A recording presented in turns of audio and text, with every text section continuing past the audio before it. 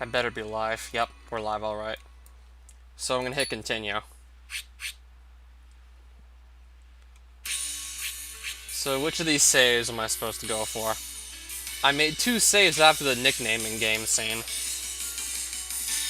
So I had to choose one of these nicknames, and if I chose like one of the 2 wrong ones, I wouldn't get a choice in the Sachi route. I hope it's the more recent save.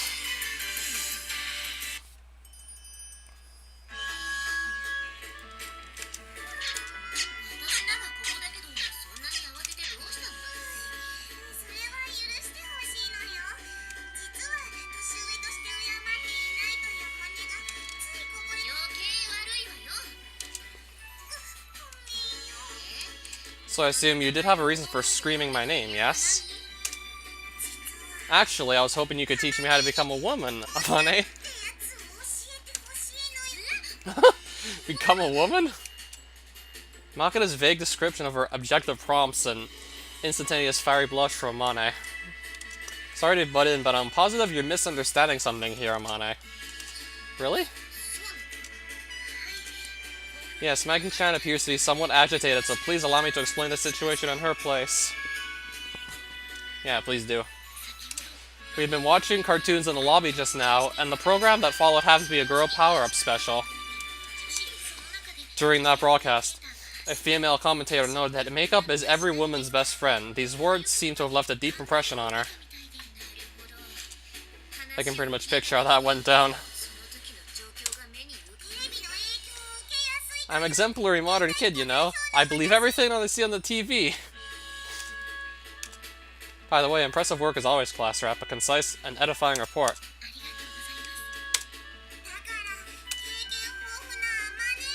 So after discussing the matter, we decide to ask our deeply knowledgeable Amani for the instruction in the art of makeup. I'm afraid I lack confidence in regards to cosmetics myself. I would certainly appreciate your help, if at all possible. I get what you're saying, but I don't think either you really need to wear makeup yet, you know? I see how it is. In the end, those of us with busts under 82 centimeters don't even count as women. That's not it at all. Makeup is basically something you use to hide stuff you don't want others to see, you know? Can we get something more interesting than makeup, please? It helps with bags under your eyes, or freckles, or little breakouts on your cheeks. That sort of skin problem is the natural enemy of women, and makeup is the weapon you use to fight back. I see. The point is, it's not really necessary for girls like Maka and Sachi who still have nice, smooth skin. So would that mean it's necessary for you, Amani-san? That's kind of a nasty question. I'm very sorry. But the answer is yes, unfortunately. My skin does get rough sometimes, so I tend to put on foundation. Sometimes lipstick. Really? If you're using cosmetics frequently, it's not particularly noticeable. Well, yes, that would be because I try hard to keep it that way. Is there a need to worry about that? But Yuji, you don't really like girls who use lots of makeup, do you? I'm not a fan of women who plaster it on, no. And that's why I'm always careful about keeping it nice and subtle. I see. When it comes to manipulating the complexion, I'm more familiar with face paint for camouflage purposes, but there are clearly some fairly large differences. But even if we don't need it now, we probably will in a few years, you know? I guess that's true, but... Anyway, I want to try makeup right now!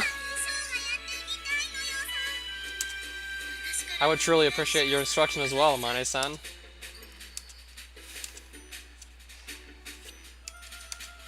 So I guess so. Fine, if you're that eager to learn, I guess I can help you out. For realsies? No takebacks, okay? Yeah, it's not like I was that opposed to the idea from the start.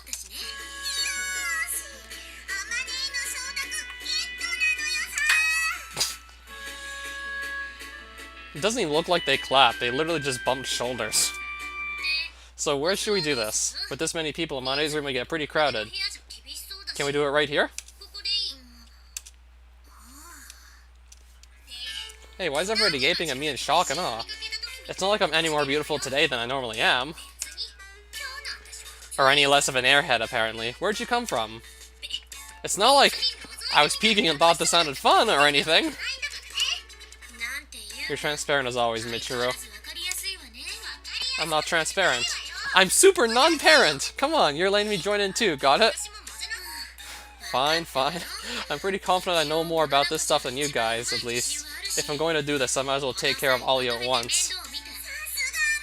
Simultaneous service? Amazing, Amani! No wonder you're Japan's #1 ranked slut. This is how you ask people for a favor? Are you going to take this seriously if I do teach you? Sure, probably. Mostly. I'm really not convinced of that. Since we decided to do this, we may as well call Sakaki-san, too. Amane, do you really think Yumiko is going to volunteer for an event like this? I don't. So, Sachan, can you take care of that? Yes. Please leave it to me. It's been a few minutes since Sachi accepted Amane's request. Sakaki stands before my eyes with a resigned expression on her face, and her hands bound behind her back. Would you mind explaining why I've been abducted by Komine-san? Sorry for the sudden notice, but I'm going to be teaching everyone how to use makeup. Just thought I should rope you in as well, Sakaki-san. Rope me in. Quite literally, it seems. Now, let's all calm down. You might as well take advantage of this chance to learn, right? I get the feeling it might come in handy. And what's that supposed to mean? You've been having a bit of trouble with your skin lately, if I'm not mistaken. Why do you know that? You seem to stay up late on a regular basis, and you've got a serious junk food habit too. It's inevitable. We did have a boy transfer in. Might be useful to learn this stuff ahead of time, you know? Fine. Amane delivers her advice, along with a wink or two. Before long, Sakaki responds with a small nod. So in the end, even the aloof unicorn Sakaki is a woman like any other. This has been quite enlightening already. What? With one sentence, Sakaki has been pierced to the core. For Sachi, whose role is to establish order among the group, such sharp and ruthless insight must prove a truly indispensable asset. Well, now that we've got all the students of the Amane-chan Beauty School together, the Amane-chan Beauty School. Just get this lecture over with. Wait, what are we gonna do with Oni-chan during the lesson? Good question. I can leave if I'd be a distraction. No, I think I'd actually like you to stick around for this one, Yuji. Why is that necessary? Because I think you'll all take this more seriously if he's around. You got such a pleasant personality. Thank you kindly. I don't entirely follow, but it seems that Amane has a surprisingly devious side. Alright then, if you have any thoughts on what you see, feel free to fire them right off, okay? Got it, I'll take you up on that. I just want to see if Yuji's gonna get plastered with makeup. I think that's probably gonna happen. Okay, let's get started. First up, we're going to use face lotion to moisturize the skin. Yeah, I think I know what you're talking about. That's the same stuff you use to wash cuts or whatever, right? Are you talking about saline solution, maybe? That's completely different. But you use that in cosmetics too, right? No, you do not! While Amane answers her students' questions and provides general guidance, each of them begins to apply their own makeup. Seeing women put on cosmetics like this is probably a fairly rare opportunity for a man. I must admit, it's actually somewhat interesting to watch. Right, next we'll be putting on base. The main purpose of this stuff is to protect your skin, but depending on the type you use, it can also hide your pores. And recently, a lot of brands have built-in UV protection as well, so pick carefully based on what you need. Not to get off topic or anything, but the base Amani uses a really tasty smell, you know? Yes, but that doesn't mean you can eat it, okay? I'm afraid that ship's already sailed. We should really do something about the infantile habit this girl has of putting anything and everything in her mouth. Preferably before she ends up poisoning herself. And when you blend in a little foundation on top, we get something like this. You got the skill, that's for sure. You really are the elder of our tribe. My expectations were high, but Amane-san's amazing talent for camouflage nonetheless took me by surprise. Those aren't the most pleasant compliments I've ever received. But what's the plan now? Everyone probably wants to apply stuff in their own way to cover up different things, right?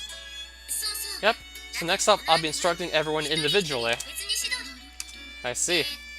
So what do you think, Makina? How does wearing makeup feel? I don't know. My face feels kinda crispy, you know?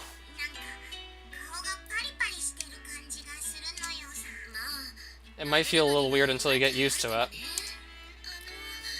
I finished as well. I'm done too, I guess.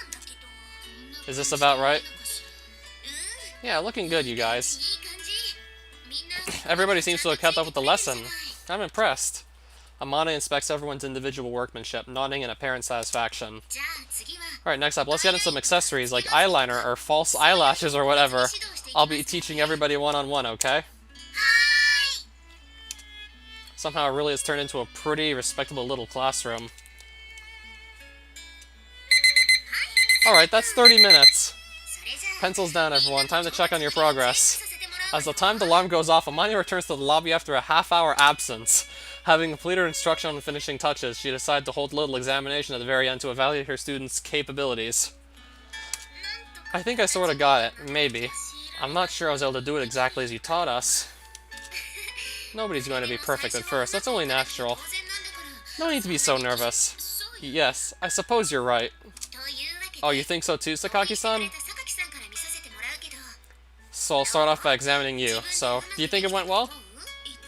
Reasonably so. I did my best to repeat the steps you taught us. Yeah, it looked like Yumiko knew what she was doing here. I want to see if like, at least one of the students just failed epically on this. It's a nice light level of makeup, not unpleasant to look at. That's a relief. Yeah, Yumiko looked like she did good. Let's go to Michiru next. You seemed a bit nervous, but let's see what you got. What do you think? The theme is a tsundere, if you're curious. What do I think? How am I supposed to answer that question? Just how many pairs of false eyelashes are you wearing? Only 5 pairs or so. Only 5? What? Come on, that's obviously way too many. You can barely keep your eyes half open under the weight of those things. I want a second opinion. What do you think, Yuji? The only element that says tsundere to me right now is your hairstyle, to be honest. 0 points for the makeup? Moving on, Makina. I guess you're next. Whoa. Yes, behold. Sorry. What's the theme for this one? Drawing inspiration from Mani's spiritual hometown. I decided to transform myself into a Kyoto girl from the old capital. Wait, did I even have white face powder? Huh? Oh, this stuff? Sachin got it from me. It took about 5 minutes. I see. She's even got specialty makeup supplies in that locker. Okay. Nobody except Apprentice Geishas ever wear this sort of makeup, you know? Yeah. Wander around the neighborhood in this stuff and you're just going to startle people. Let's just pretend this one never happened. What a bitter pill to swallow. Alright, that leaves Sachan. I saved the one I have the most confidence in for last. Oh, Fizz is hi there. So what does Sachi's makeup look like? I'm rather interested in Komine-san's makeup myself. Sachin's the only daughter of a family of craftsmen who made all sorts of precious metal dyes, you know? I bet this sort of detail will work as a specialty. At 8:54 p.m. and you just woke up. Holy crap.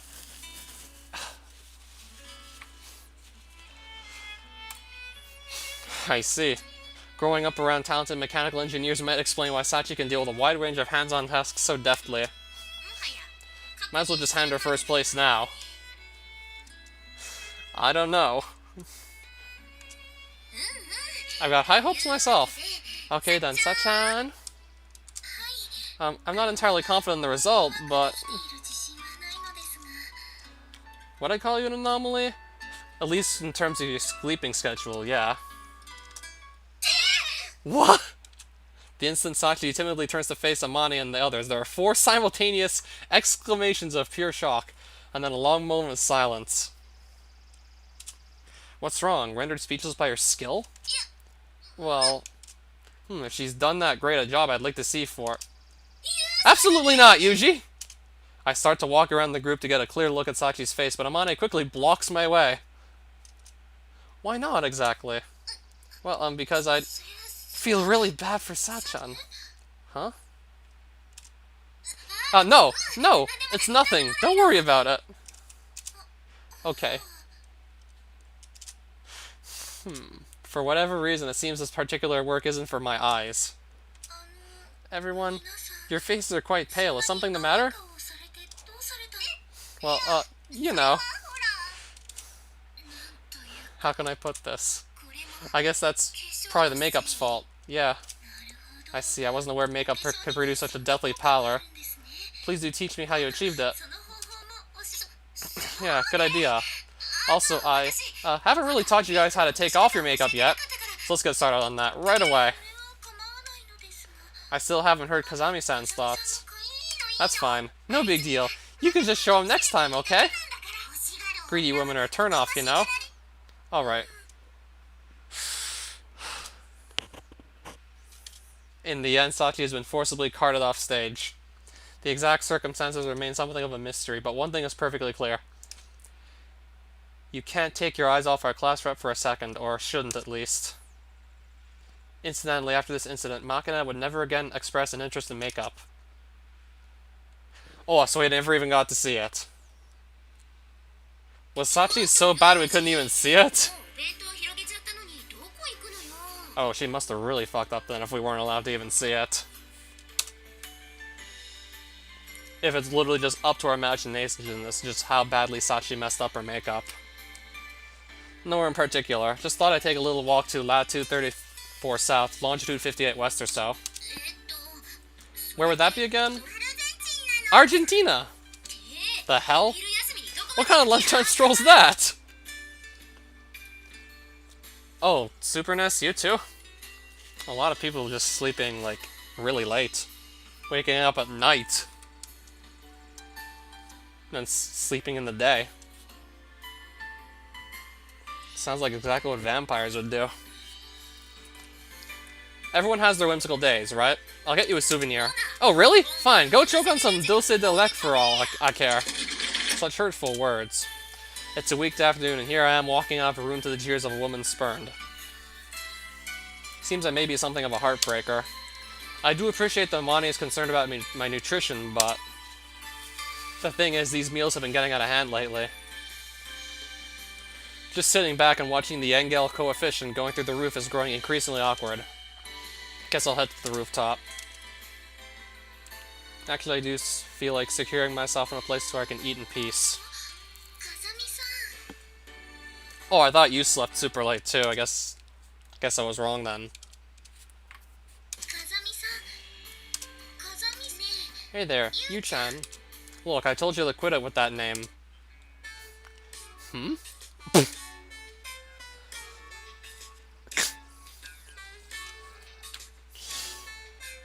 That is a terrible disguise. I can still see, like, how much of that maid uniform, so it's gotta be Sachi. I turn around and find myself confronting a cardboard creature. There's something resembling a maid uniform peeking out from below the massive boxes, but tragically given my far from voluminous vocabulary, I can't think of a more appropriate nomenclature. You're not eating lunch with Amane-san's group today? Sorry, but I don't have any cardboard creatures among my acquaintances. Cardboard creatures? If you're not a cardboard creature, then what are you? Certainly, at the moment it might be no exaggeration to describe me as a creature of cardboard. Why does this scene exist? Why are we even having this scene? So out of place, I love it. Balanced, lunch balancing classmate. So out of place, I love it. Alright, back to the game. That's what I'm saying. However, I do believe that description is only applicable in a figurative sense. Technically speaking, I'm not a cardboard creature. That a fact, at a glance you don't seem to be made of plastic. No, I'm not referring to the material composing the boxes. I'm Sachi. Komine Sachi. Now that you mention it, that voice does sound familiar. Well, it's something of a relief to know that I haven't been forgotten. That said, it's also possible that you're an imposter assuming the role of Sachi. I see. You suspect me to be an FBI agent? I'm not even going to ask why you picked them in particular. Anyway, in order to confirm that you are neither a spy nor the incarnate avatar of cardboard, I'd like to ask you 2 or 3 questions. By all means, hit me with your best shot. First question, did you hear that nickname you just used from someone in particular? Amane-san mentioned it, and added that Yuji will definitely respond if you call him that. Figured as much. Let's see, when's your birthday? The 23rd of September. Come to think of it, I didn't know Sachi's birthday in the first place. Oh well. How about your blood type? O negative? As in, oh, what a wonderful blood type. Didn't know that either. How about the color of your underwear today? I'm wearing a striped blue and white set. So, Xplot, I'm guessing you want to call me on Discord too, right? So I can cheer you up. Where do you keep the underwear in question when it's not in use? In the top drawer of the dresser in my room, near the front. Fascinating as all this is, upon reflection I haven't asked a single question that I can actually confirm the answer to. But judging from this unflinching aura of honesty, and the way every response somehow makes the guy asking the rude questions feel awkward, there's little doubt that this is the genuine article. Well then, I accept you as Sachi. Thank you very much! With those polite words of thanks, the cardboard creature, or rather Sachi, bows to me. So I assume you're carrying all these cardboard boxes because someone asked you to? I was just carrying these teaching materials for our afternoon class to the multi-purpose classroom. I see, and presumably you changed into the maid uniform because you're more comfortable working in it. Either way, carrying this massive pile of boxes around must be quite difficult, even if the contents themselves are light.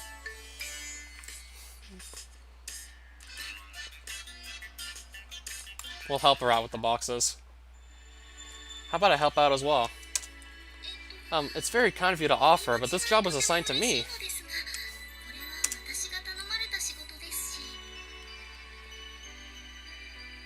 What? Again with this? I understand that you feel a sense of responsibility, but it's not like anyone's saying that you have to do it by yourself, right? I suppose that's true, but I'll take these. Preempting Sachi's response, I grab a few cardboard boxes from her towering stack and pull them away, revealing the girl behind. Maybe you're reluctant to bother me, but that's all the more reason to let me help out. I don't quite follow. In this situation, just watching my classmate totter off blindly would bother me a lot more than carrying a few boxes. I see. Of course, if you think I'd just slow you down, I can reconsider. There's no need to worry in that regard. To be honest, my body is yearning for your assistance, Kazami-san. You know, not that I want the boxes. That's Sachi Komine. In other words, you don't have any further objections? That's correct. I appreciate your help. Let's head for the multi-purpose classroom. Kind of felt out of place, talking about boxes. Let's just stack the boxes. Wait, did they ask you to put all this away as well? No, that wasn't a specific part of the request, but the lecturer would have spent class time taking care of it otherwise. Seems she's deliberately going above and beyond the call of duty in order to make life easier for her instructors. You really are considerate about stuff like this. Oh, no, it's only natural. I think that's the last of it. Yes, thanks to your help, I was able to finish earlier than I had anticipated. Thank you very much. After we finally complete our work, Sachi straightens her posture and lowers her head to me in a polite bow. Not a big deal, but it seems like we've only got another 10 minutes until the end of the lunch period. Kazami-san, are you planning to skip lunch? Missing one meal isn't the problem for me. I was more thinking about you, Sachi. Can you get through the afternoon on an empty stomach? I was planning to eat here, actually. That's all well and good, but what she plans to eat is something of a mystery to me. She isn't carrying anything like a lunchbox. Come to think of it, it's been a while now since I entered this school, but I don't think I've ever seen Sachi spread out her lunch at her desk. Incidentally, do you bring your own lunchbox to school? Why do you ask? Are you concerned about my diet? No, it's just that I don't think I've ever seen you eating in the classroom or anything. That's rather odd. I've eaten my lunch in your presence on numerous occasions, Kazami-san. Really? If I remember correctly, you're always spending the lunch period reading something or writing in your notebook. Your memories appear to be distorted. That is a problem. Could it be that you've extrapolated from my maid uniform to construct a false idol? A super duper cutesy pie? Komini Sachi, of such adorable perfection that the basic biological need for sustenance no longer applies? What? The power of your runaway imagination has struck fear into my heart. If the day ever comes that such a thought crosses my mind, I think that'll be the day I go bungee jumping off the roof of a tall building without a cord. What are you eating today, then? Allow me to show you. With those words, Sachi slowly reaches her hand inside her uniform at the bust. Hold it, Sachi. What do you think you're doing with that hand? I'm reaching into my cleavage. The hell kind of a lunch fits between your breasts? I don't know, maybe one tiny grape? That could fit.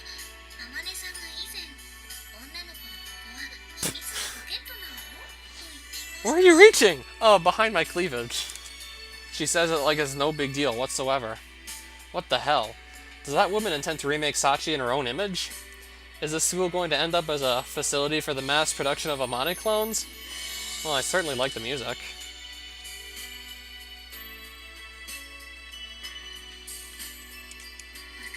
Okay, so what's she have behind her cleavage? This I want to know.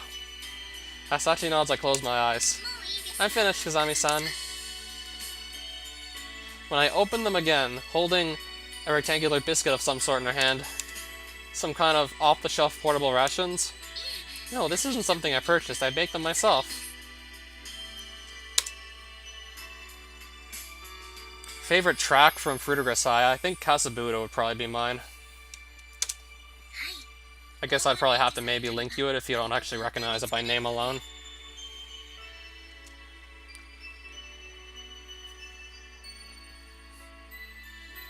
They're actually relatively simple to make, as long as you have access to an oven. Well, I guess so. At a glance, it doesn't seem to be much more than a baked lump of wheat flour and butter. I see. These are certainly compact enough that a lunchbox isn't necessary. What's more, they're quite easy to eat with one hand while reading or cleaning. I find them quite convenient. That would explain why I don't have any recollection of her spreading out a lunch on her desk, but if you're eating this stuff every day, isn't your diet going to be pretty poorly balanced? What do you do for vitamins? I also carry these special varieties. I've ground a nutritionally diverse range of ingredients and supplements into each.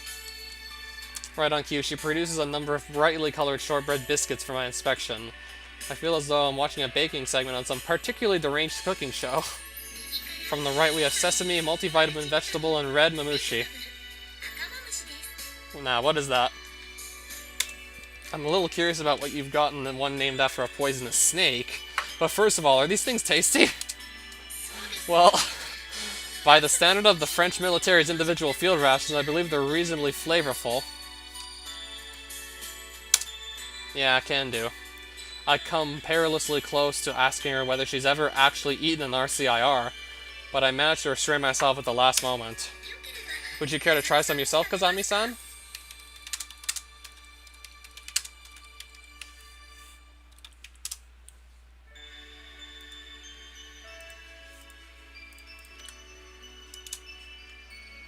Yeah, this should be Kasabuto right here. The track in question I'm talking about in response to Physicist's question. Do you have enough to share? Yes, it's quite easy to prepare a lot of these at once. Sudden dinner guests are no problem at all. I'm sure the housewives of the world will be overjoyed to hear of your discovery. Incidentally, which would you prefer? Mr. Crispy, baked fresh this morning, or Mr. Moist, aged to perfection overnight? Ooh, what kind of a name is Mr. Moist?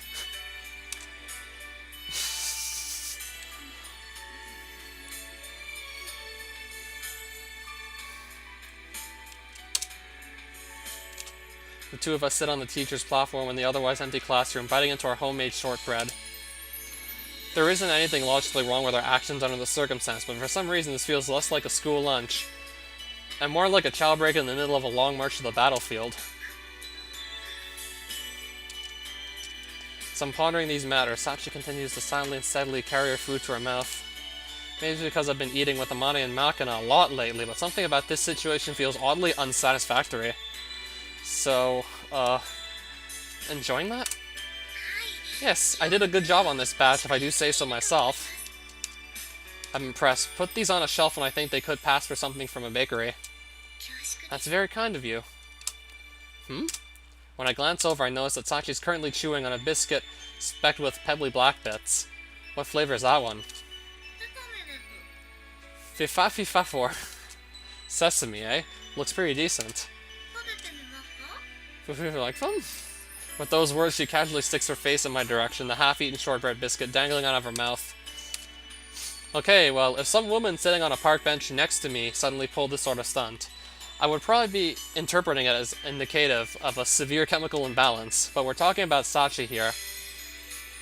I doubt she's even aware of how weird this might seem. Most likely that she simply doesn't have any more of the sesame biscuits to share. Are you seriously telling me to take a bite like this? Don't you want some? My younger classmate offering me a half-eaten biscuit directly from her mouth. Softly mumbles, "Don't you want some?" Usually this would be a pretty saccharine sweet situation, but when she's completely nonchalant about the whole thing, the mood is pretty much non-existent. Fine, close your eyes at least. This will be awkward otherwise. You're more innocent than you appear. I'm a little surprised. Likely either Makina's or Michiru's route. Or maybe you're just bizarrely indifferent. Ever think of that? As I'm offering my attempt at a retort, Sachi gently closes her eyes. I take a bite off the biscuit, carefully leaving a decent buffer zone. The familiar nutty flavor of sesame instantly spreads across my tongue. What do you think? Personally, this flavor is something of a favorite of mine. Opening her eyes, Sachi asks for my thoughts in a tone of keen curiosity. Not bad at all. The simple, familiar taste of the biscuit, for one thing. The up-close view of Sachi with her eyes closed, for another. I don't think I can complain on either count. Those are my honest thoughts. I'm glad to hear you found it enjoyable as well, Kazami-san. Now that I think about it, I've known Sachi a while now, and I didn't even know about her unusual lunch habits, let alone her birthday. It seems my knowledge of my classmates is even shallower than I realized. Kazami-san, when I looked to my side, anxious expression. Was the food perhaps not particularly palatable after all? No, I think I would classify your shortbread as tasty. As portable food goes, I've eaten plenty of truly vile field rations. It would be rude to even compare real military food to this mild, pleasant stuff. If that's the case, why are you making such a grim face? It was somewhat frightening. I should be used to it by now, but Sachi's perceptiveness still takes me by surprise at times. Michiru's route was pretty funny. Even the main route was pretty funny in regards to a lot of the scenes with her in it.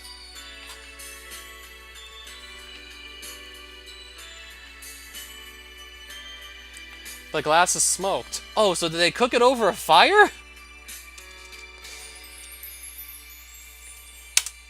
No, domestic chores aren't involved. Then, well, to make it short, I was thinking that I'd like to become better friends with you, Sachi.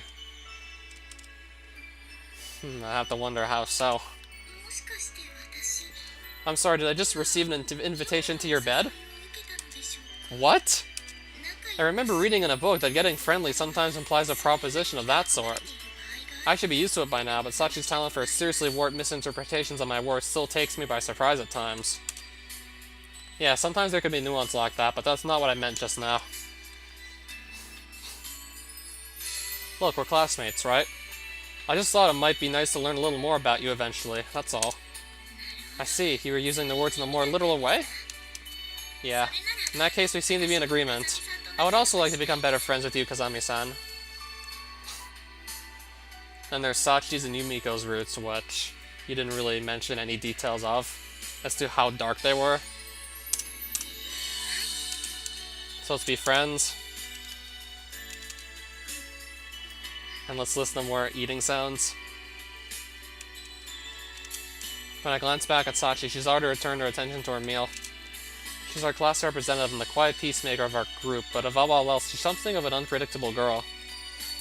I'm aware that I don't understand her very well. Even so, I fully meant what I said to her just now. Everyone at the school may be a special case, but surely a little mutual understanding isn't too much to hope for. Anyway, thanks for the meal. Unfortunately, even as I mumbled these words to myself, Amani's unwieldy mass of a lunch lay in ambush, waiting my return.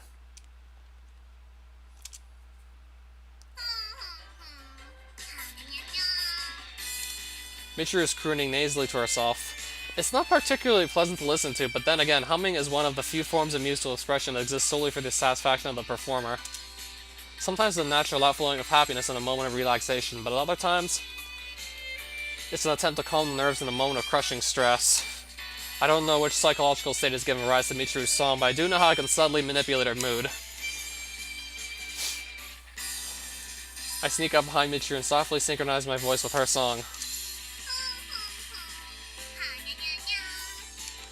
And now I begin to gradually alter the melody, keeping every individual change small enough that she won't catch on.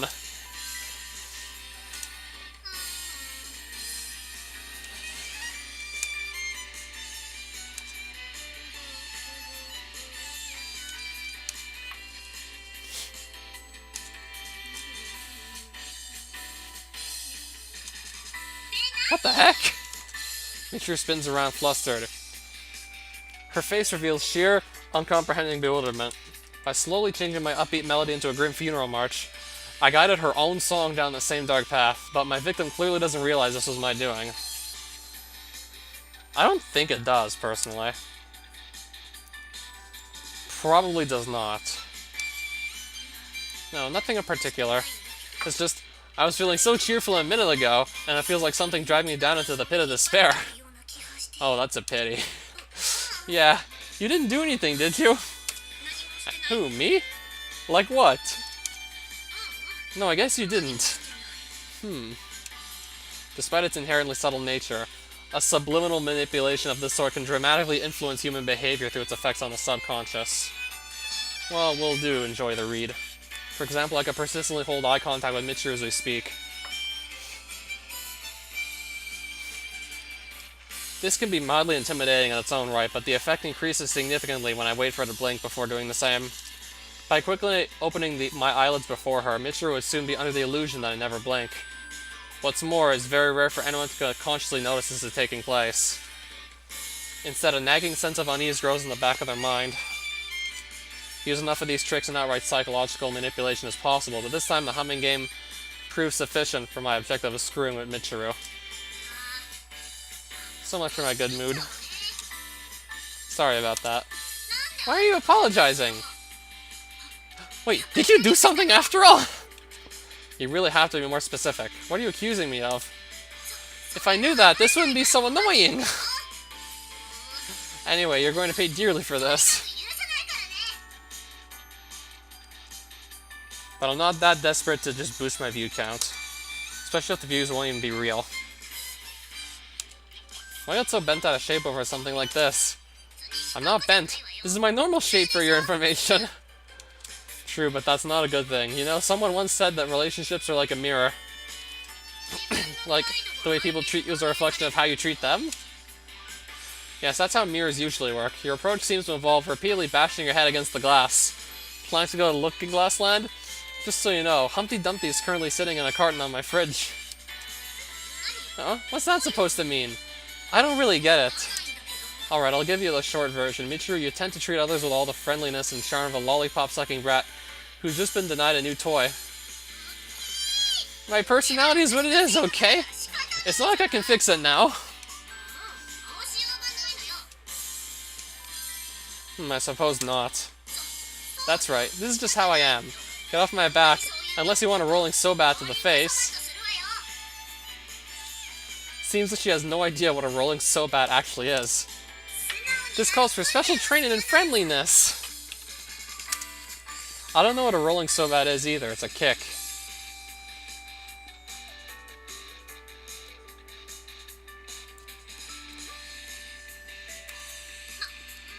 Makina?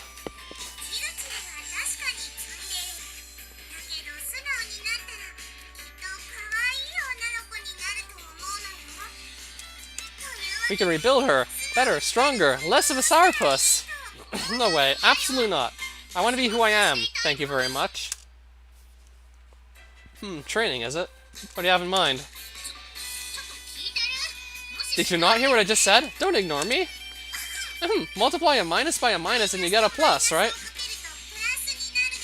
Therefore, if we stick two cranky people together, they'll become nice and friendly. Machina, my friend, you seem to have equated numerical multiplication with sticking people together. Are you sure the same rules apply? Yeah, no worries. In conclusion, all I gotta do is stick Kirichiru and Yumi-chan together. Are you planning on literally tying them to each other with rope or what? Might prove a little tricky. I suppose gluing them was also an option. You've got the idea. Alright, Kirichiru, I'm afraid I need to knock you out now. Machina swiftly circles behind Michiru and delivers a sharp karate chop to the back of her neck. Yeah! She's so cute! Huh? What do you think you're doing? That really freaking hurt! Oh, on the TV this does the trick right away. That's weird. No, you're weird! Don't just karate chop my neck out of nowhere. What if you'd knock me out or something? Oh, like I said, that's kind of what I'm going for here. Ah, a flying saucer! Huh? Where? Yeah! Huh? I don't get it. Michiru, I'm growing curious about this Yaochi you keep mentioning. Friend of yours? It's a cry of pain. Sounds a little funny because someone happens to be chopping me in the neck. Speaking of which, are you going to stop Machina or what? A flying ninji! A flying Nadegi? Huh? What's an Nadegi? Oh, did I get her? Ouch.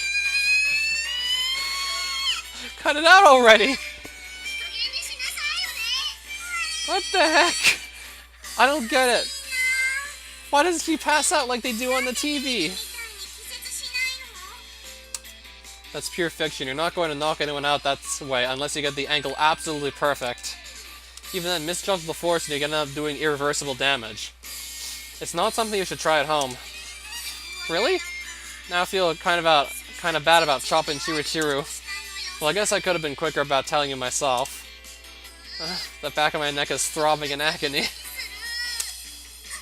I know, how about there? I'm sure you've heard that a blow to the abdomen can be particularly effective, but... Solar plexus punch! Oh, fuck! But as I said, you shouldn't attack someone's vital points for no good reason. You're running the risk of causing lasting harm. Oh, Kirichiru, your face got super pale all of a sudden. How'd you pull that off? Nah, Machina. It's not as though Michiru intentionally drained all color from her face. She's simply experiencing temporary breathing problems as a result of a sharp impact to her abdomen. Don't you have something to say to her? Right. Sorry about that, Kirichiru. I think she's trying to tell us something, and she isn't currently capable of speech. We should read her lips. It's not like I want you to apologize or anything. Even under violent torture, her tsundere spirit remains unbroken. You must admit, the girl has guts.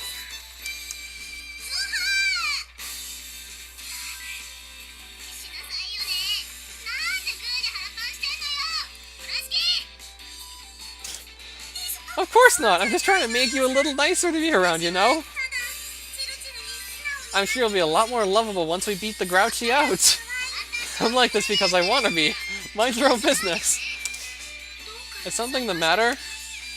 I'm having a real hard time here, Sachin. I just can't seem to knock Kirichiru unconscious.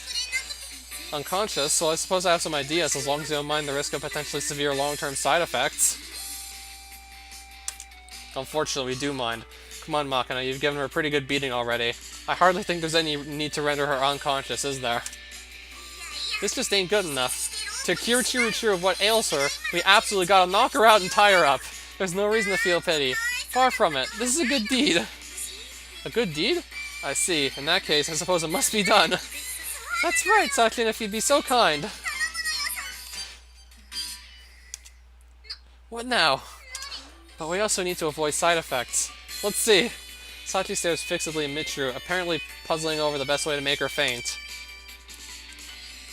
Of course, Sachi's defining characteristic is her willingness to use any means necessary to achieve her ends, as Michiru is well aware. I believe the first step will be to procure something crowbar-esque. What? What are you planning to pry open? Your cranium. I believe the intense pain should be sufficient to render you unconscious. Well then, everyone. Please wait just a moment while I obtain an appropriate tool. Oh, what's this? She seems to have fainted quite on her own. Michiru last collapsed on the floor, her nose twitching in terror. Seems she took it upon herself to lose consciousness before someone violently took it from her. A prudent choice from the perspective of damage minimization. Sachi, Michiru's kindly rendered herself unconscious for us, so I think the crowbar-esque tool is no longer necessary. It would appear that way. In that case, please excuse me. Before you go, I got a quick question. When you said crowbar-esque, what were you thinking of specifically? Well, a crowbar. Then a crowbar is fine. Why the esque? Well, one does like to set the mood when possible. I'll be on my way now. I see a crowbar is certainly crowbar-esque. The age-old mystery has finally been resolved, but somehow I'm not fully satisfied, you know? Alright, what do we do with Michiru now that she's unconscious? First things first, let's get her tied up. I guess we need some rope. Here you are. Jute rope, as requested. Thanks! Rest assured, the rope has been treated with beeswax, so it shouldn't be painfully abrasive even when tightened firmly against bare skin. Until later, then. That girl's ready for anything. Have to admit, I didn't expect to have specialty BDSM ropes lying around. Sometimes action's so well prepared that it's kinda scary. Okay then.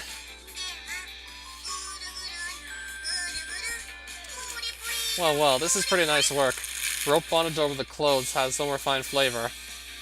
And you've got a quite respectable tortoiseshell pattern over the bust here. Tortoiseshell? I was just tying her up real good so the rope wouldn't come loose, you know? It just sorta ended up looking like this. You produced this fine piece of work without even realizing you were doing it? You must have seen the pattern somewhere. Either way, I think you have a definite talent for this. Might be a potential career path. That's nice to hear! Okay, I'm gonna get Yumi-chan, so just hold on a second. Makina runs off somewhere, leaving me alone in the hallway with Michiru, who's tightly bound from the head to foot in an intricately crisscrossed web of jute ropes. Come to think of it, I thought tying her to Sakaki was the whole point. Hey, you. What's up, Tortoise? I thought you were supposed to be unconscious at the moment. This... right here? This is unbelievably embarrassing. Yeah, I guess it would be. I don't think many students would have the guts to engage in tortoiseshell-style rope bondage in the hallways of their own school. The location is not the issue here! Come on, get these off me! You sure about that? Once Makina gets back, she'll just call Sachi again. That seems problematic in its own way.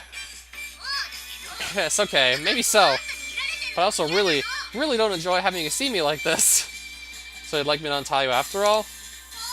Yes, untie me! Hurry up, please! Oh, you're being awfully polite and straightforward about your feelings. It's not like I want you to untie me or anything, so hurry up and untie me! Humankind's law is a sad one. Our lives are full of paradoxes. Hurry up, will you? I've returned with Yumi-chan in tow! What on earth is this? What's going on? Matsushima-san, you enjoy this sort of thing? No, of course not! That's not it! You've got it all wrong! I'm not sure how you intend to come up with an excuse under these circumstances. It really is a misunderstanding, I swear. Come on, Yuji. Tell her. Back me up here. Got it? Might this be your doing, Kazami-kun? Nope, this happens to be Makina's work. Seems she's something of an expert. Irisu-san did this? After tormenting Michiru's body at length, Makina gave her a few final blows, then finished things off by tying her up nice and tight. Not only does she find pleasure in this, her partner is another girl? Fuck.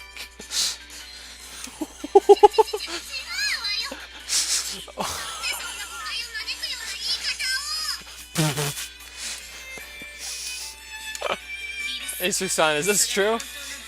Huh? Yeah, I knocked her around a bunch before I tied her up. I see. Well, I don't intend to criticize your taste in pleasure activities, but I'd appreciate it if you keep things behind closed doors. This is a school, you know. Sakaki's got a point. I have to agree. What? Yuji? Alright, I really need to be going.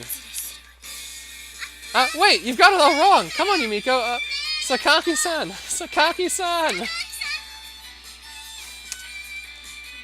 Makina-san, would you be so kind as to untie me? Look, she's getting nicer already! Amazing, I knew I had the right idea. Congratulations, Makina. You flipped her psychological switch. At long last, the true Michiru has broken free of her tsundere shell. Yes, hurry up and untie the ropes, please.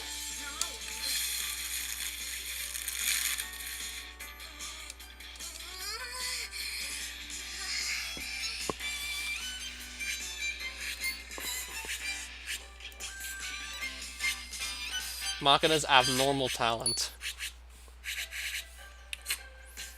Probably has a reason for this. Go and sin no more. First things first, I'm going to explain things to Yumiko. Makina, your scolding begins immediately after. Sakaki-san, you've got it all wrong! All wrong! Huh? She's right back to normal. You probably left too much slack in those ropes. Next time, tighten them up until they leave nice deep marks on her wrists, alright? Get a rope drunk and I'm willing to bet she'll become a lot more obedient. What's rope drunk? You'll know it when you see it. Gotcha! I'll get her rope plastered! And thus Makina demonstrated a brief glimpse of her hidden potential as a BDSM artist. But after Michiru's vigorous scolding, she would never again put that ability to use. I watched the promising glimmer of Horizon talent slowly, quietly fade away. Never to realize its true potential, but couldn't really bring myself to care. The end. Hey, that's a load of crap! What are you trying to pull? Weren't you off trying to clear your name with Sakaki? I've got a bone to pick with you first. What was with that monologue just now? Was I off base? You are planning to scold Makina, right? Yes, but you make it sound like I'm some heartless Philistine nipping a prodigy in the bud. Check it out. Oh, sorry about that. That was a completely awful experience for your information.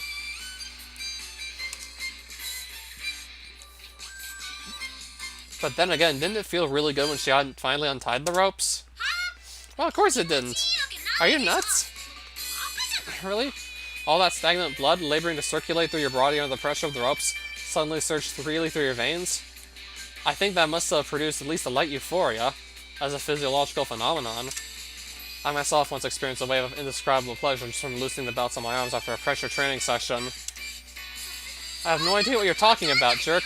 Jerk! Jerk! I'm not a masochist or anything. I'm not a masochist, so there! I didn't say you were. You're overthinking this. I'll tie you up next time and see how you like it. I see, so you're a sadist? Of course not! What a hopelessly confused individual. Can't even figure out her own sexual preferences. A surprising number of people believe human beings were literally made by the hand of God. They reject the idea that our species evolved from apes as is irreconcilable with their dogma. There's also a slightly less fundamentalist group that drops the religious language, but believes that some greater power must have guided the creation of humanity. This intelligent design theory might seem like pseudo-scientific window dressing aimed at confusing the issue, but personally I can't dismiss their argument so easily. Mainly because I find it very difficult to believe that millions of years of natural selection could have produced someone like my master. A designer with a nasty sense of humor seems far more plausible. If that woman happened to dig up a mysterious monolith from the depths of Jupiter, she probably would have taken it back to her kitchen and used it as a cutting board. What sort of evolutionary process could have produced her? My master sat cross-legged on my back as I labored through my daily set of push-ups. "Let there be light," she said, and lit her cigarette. Next I heard a metallic pop, followed by the hissing release of carbon dioxide. "Let there be beer," she muttered, and downed the can in one gulp. You know, there's a lot of guys who say they don't want to become cogs in the machine. Thing is, though, nobody's irreplaceable. There's always somebody else who can do what you do. Thinking you're special is like walking around wearing a big fucking shiny polka dot bow tie. It's obnoxious, for one thing, and it's only going to cause you grief. No shame in being a cog. Machine doesn't work without them. For the most part, the guys who figure that out are the ones who turn out decent and manage to stay that way. What are decent people like, anyway? You and me, kid. Don't know many others, at the very least. We're a hell of a lot better than the ones pulling the strings. We all need a role in the machine. That's a fact everyone has to face eventually. You can't just crawl into a nice dark shoebox, cuddle an air freshener for 70 years, and call it a life. We only take shape in relation to others. Be fruitful and multiply. Fill the earth, said my master, tossing nutshells into the distance. A sour excuse for a smile on her face.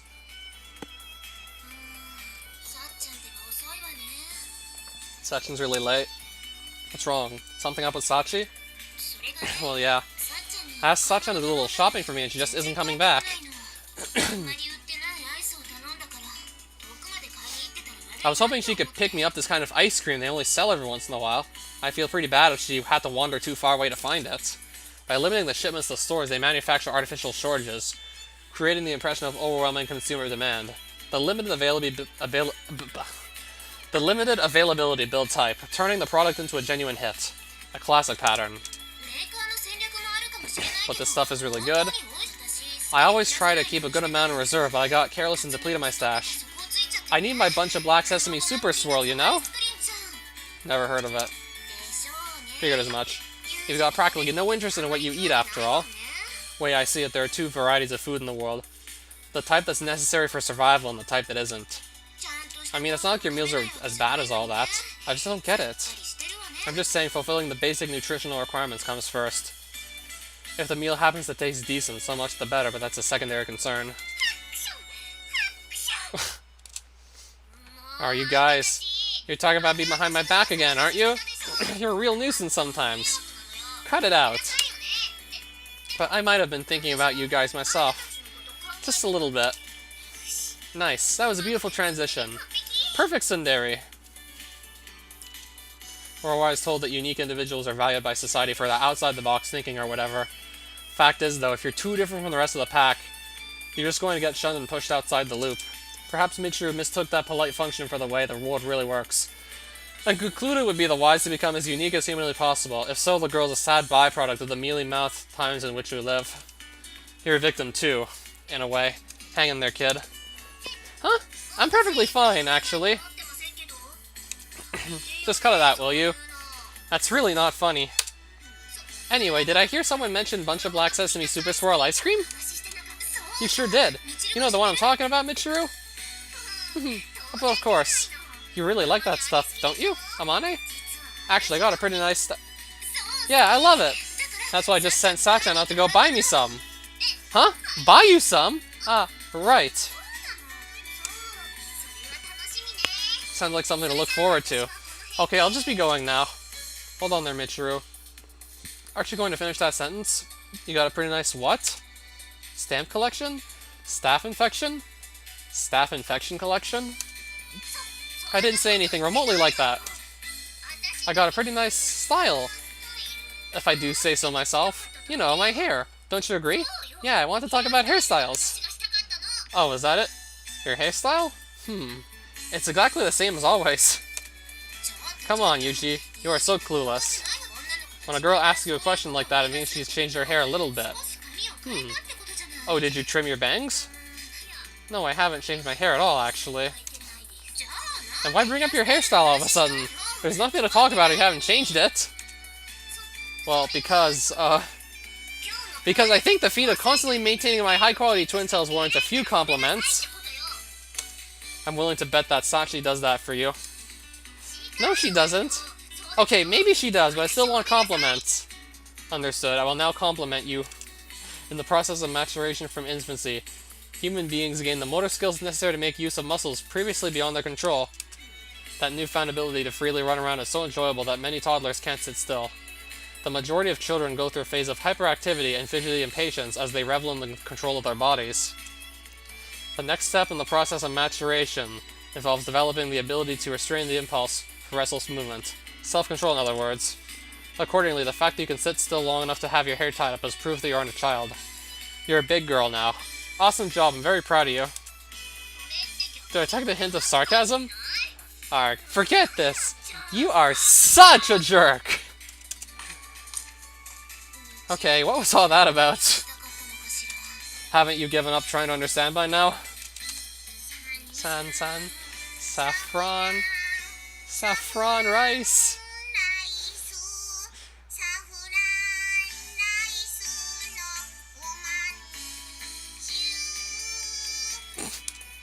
Just when we've rid ourselves of the noisy blonde, someone singing like a drunken sailor arrives in her stead.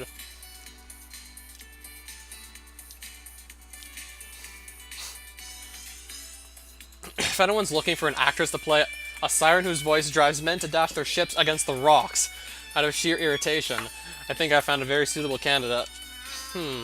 Let's try a nice and cheerful American theme.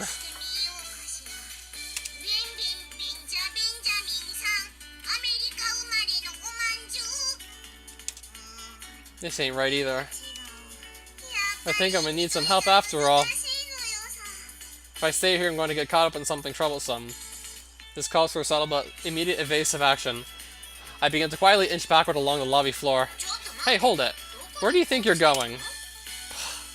Bah, no matter how subtle one's movements may be, the intent to escape is truly difficult to hide. Oh please, you're obviously trying to sneak away, of course. I'm going to notice.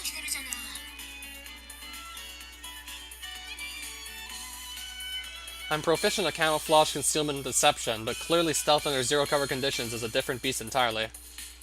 I'll have to make this a subject for future study. Hey, Amani, you know where Sachin is? I've been looking for her for a while now, but she's nowhere to be found. I'm sorry. She's actually on a shopping trip for me at the moment. What? Seriously? What the heck? I really needed Sachin on this one. My plan's in tatters, you know? Arg, woe is me. The future's bleak.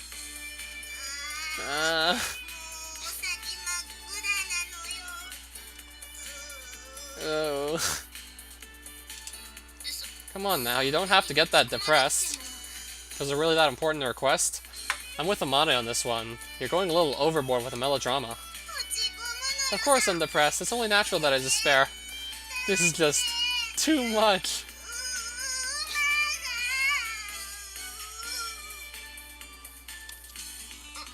What? Okay, let's just calm down. I'll help you out until Sachin gets back, so cheer up, okay? I think you may come to regret making that offer. This has to be serious. Just look at how dejected the poor girl is. I've got to help her out. Alright, whatever you say. There, Makina. If you need help, just let me know, okay?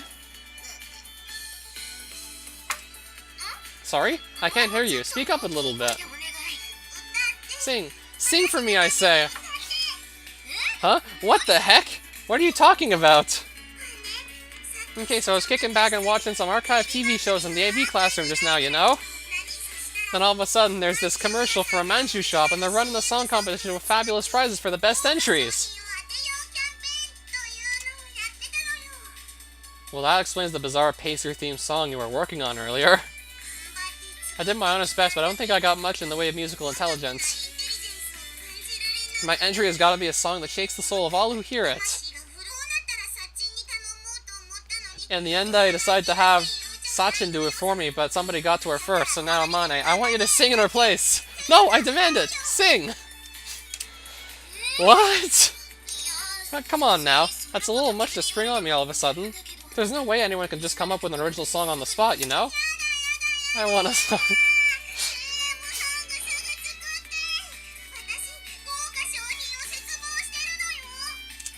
What's this prize you're so desperate to get your hands on? A postcard with the word winner stamped on the back? But Shaw, it's not that kind of crummy crap. Hear and be amazed. The grand prize is none other than 1 year's worth of zebras. Submit your applications via the internet now.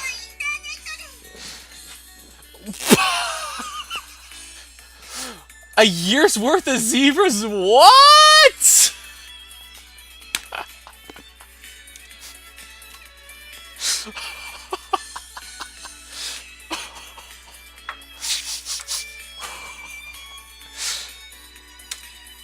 1 year's worth of zebras, are you serious?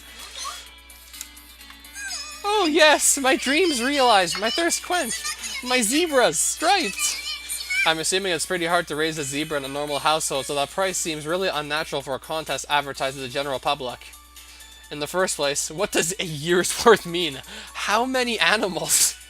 There's nothing unnatural about it. Every lion family in the world is lining up for their shot at the prize, and they're about as natural as it gets. So it's 1 year's worth of zebras in the all-you-can-eat sense? Oh, they're gonna eat zebras.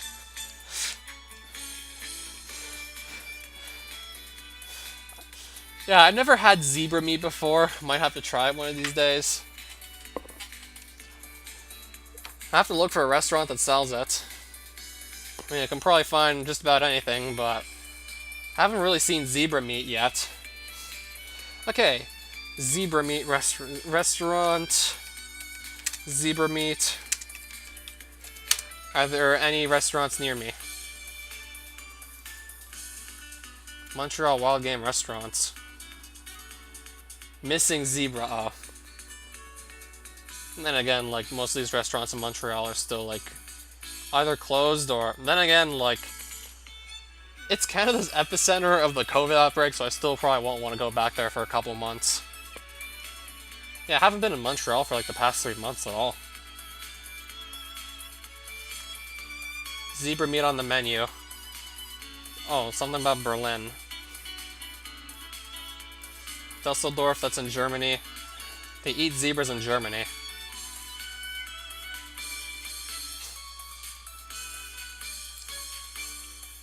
Wait, do they serve it in Toronto? Kenya.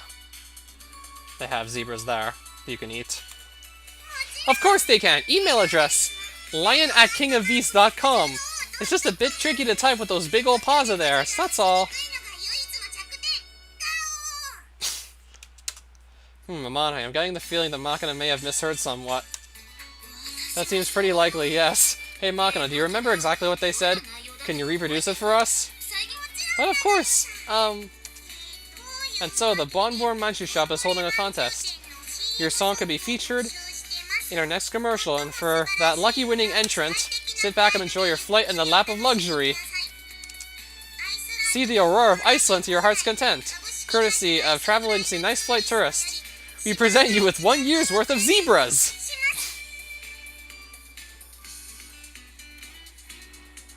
Do you think they meant to say visas? Something like that. They might be talking about visas, not zebras. Listen up. What? I don't think they actually said 1 year's worth of zebras at the end there. Maybe something like an aurora viewing air trip to Iceland instead? Just guessing. Or maybe a year's worth of visas. To get to, like, exotic places and back. Oh, hey, you're right. I was thinking about zebras during that whole show, so I must have mixed things up a little bit in my head. What kind of a mix-up is that? They're not remotely similar! Oopsie doopsie. Come to think of it. Nobody said a thing about Z's or bras. Well, then the prize has shifted from zebras to auroras. Still interested in making a song for the contest? I'm not really feeling the auroras compared to the zebras, but well, guess it is worth a shot.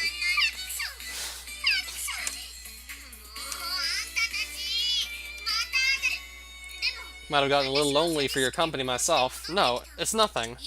Forget I ever said that. No, you can remember if you want. Just make sure you forget first, got it? Alright, even perfecter. Okay, so about the song. Hey! Why are you ignoring me? What's your problem? Sorry, but more in the tsundere. You're coming off as a blithering idiot with a pathological inability to make up her mind. Can't you be a little more subtle about this? Was it really that awkward?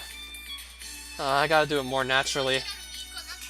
Become one with a tsundere in body and mind. Amane's eyes flash as she watches Michiru Babylon. Even before she speaks, I can tell that she's decided to offer the perplexed girl forth as a sacrificial lamb. How about you get Michiru to make it for you? Huh? Make what? I see. Making Chiro sing for me sounds pretty appealing, actually. Sing? Come on, what are you talking about? Okay, we're gonna have an audition now, so please leave your clothes in the basket over there. What basket? Why do I have to take my clothes off in the first place? Also, an audition for what? You're just burying me in mysteries here. Okay, Michiru, I'm leaving the mystery tour to you. Knock their socks off. What? Hold on a second. How am I supposed to do that? Socks? What? The song, of course. Knock our socks off with your song. You want a song? You want me to sing? Rora? Right, the Rora. Not zebras. Rora! You follow? Of course I do. You're talking about the non-zebra kind of Rora, right? Everyone knows what that is. Yeah, sure. I'm super interested in that. Figured you would be. It's all glowy and droopy and all that good stuff. Droopy? Right. It's super droopy. That's the best part. Huh? What? You serious? That's what you like about it? What? Yeah. That's the best part. I like the droopy, okay? I like the droopy.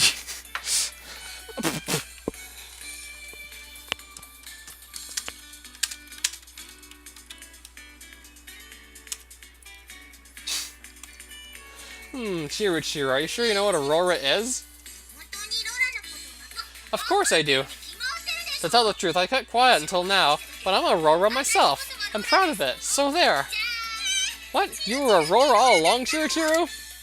That's right, I'm a nice droopy Rora for your information. Okay, that sounds really wrong somehow. I'll be going now if you don't mind.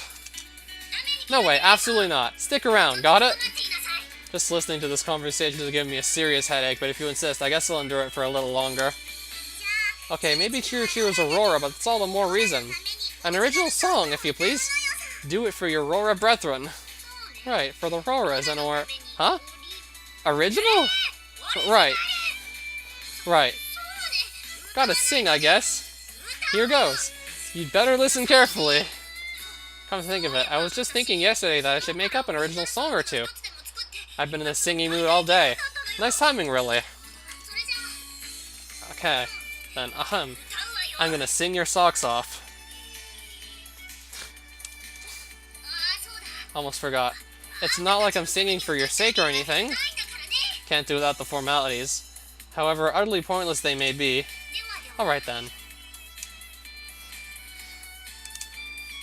How about a little applause first, huh? Yay! Clappy clap! Alright then. What sort of lyrics are you looking for? Well, something that conveys sweetness would be great. If I had an option. I think I've seen like all three options for the main route already, and didn't really have an option D anywhere. Fittingly named option D. Sweetness, huh? Got it? Michiru, do you really understand? When she says sweetness, it's because this song is for a past. Quiet, you! I'm thinking of my lyrics right now! Okay, all done. Here goes. Alrighty, right then.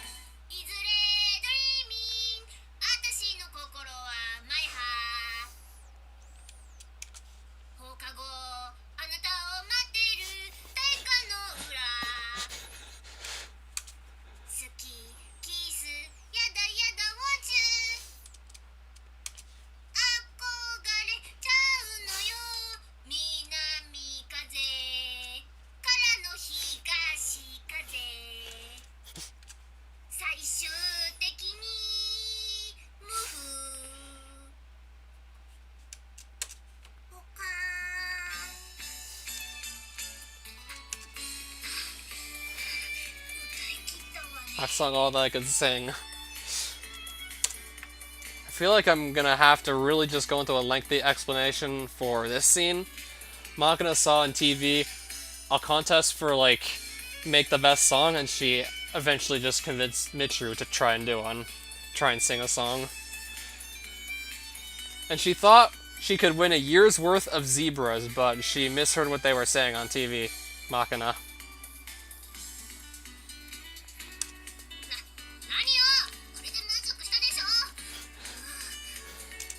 My apologies, it seems our explanation was insufficient. We need you to come up with an advertising jingle for a pastry manufacturer called Bonbor. Huh?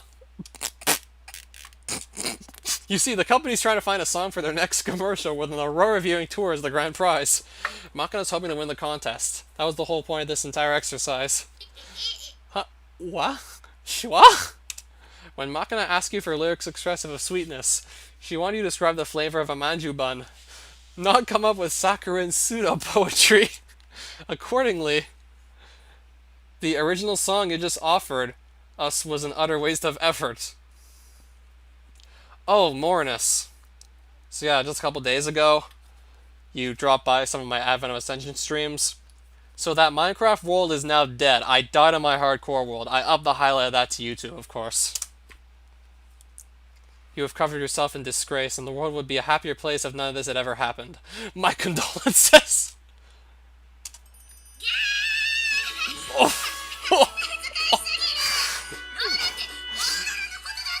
Wait, Rora is short for Aurora? I knew that all along, by the way. Alright, I'm not gonna get me my Rora with a weird-ass song like that. Not that I really wanted him that much, but still. You let me down big time, Chiru. Want you? Are you for real? Yeah, you've totally stamped out the last embers of my enthusiasm. You couldn't go away now, by the way. Shut up already. It's not my fault you two didn't explain things properly. I thought you just wanted me to sing anything that came to my head. No wind. At all. Sigh.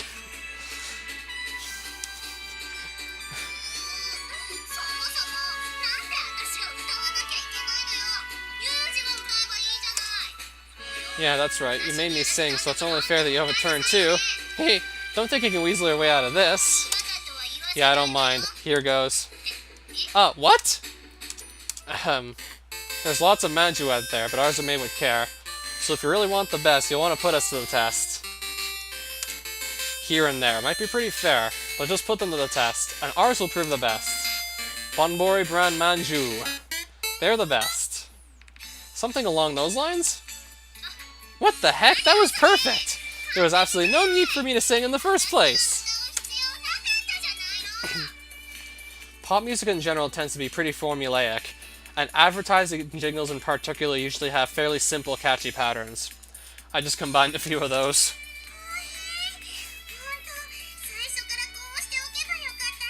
Could've just spared Chiru some completely pointless humiliation. Unbelievable. Screw this. I'm out of here. Going to the mountains? No! My room! In the mountains? There aren't any rooms in the mountains. I think there are, though, like cabins or whatever. There totally are. Come on. That's not what she's really upset about. I think her good-natured ribbing may have angered her somewhat. Oh man, we hurt Chiru's feelings. I think it's more accurate to say we gave her the opportunity to disgrace herself. The most serious damage to her ego was entirely self-inflicted. For a person with a standard capacity for embarrassment, that level of humiliation might have inspired a suicide attempt on the spot. Thank goodness she's too stupid to know what's in the way of shame. Amane-san! I'm back! Sorry for the delay. Huh?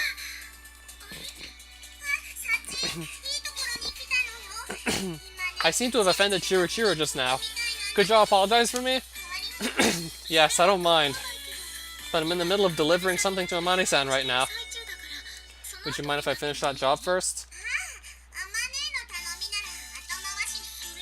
I suppose it's alright. Okay then, good luck with Chiru. She ran away, plain and simple. Same-san, I don't think I quite understand the situation. Sachi's naturally confused, so I provide a brief summary of the circumstances. So that's the nature of our problem. After a moment of silent contemplation, Sachi seems to have reached a conclusion. It seems that the ultimate cause of this incident was Amane-san's rash promise of assistance. So it would only be proper for her to offer an apology as well.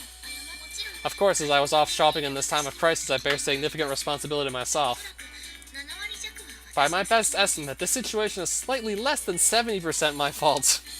I'm not surprised to hear you say that, but I have to disagree. More than 80% then? No, your responsibility is pretty close to zero. I think we should probably have Amane own up to this one. You may be right. That seems like an appropriate gesture of goodwill. Whatever Amane-san's intentions, Ichiru-sama suffered as a result of her decision. So an apology offer appears to be warranted. As Maki-chan requested that I apologize, I fully intend to do so. So yeah, I saw your controversial take on YouTube actually deleting your account from some false copyright claims, which I didn't find all that controversial because we can kind of all agree that YouTube's pretty poorly managed. A lot of us have our own complaints with YouTube, so it's not too controversial an opinion to just complain about YouTube just screwing you over.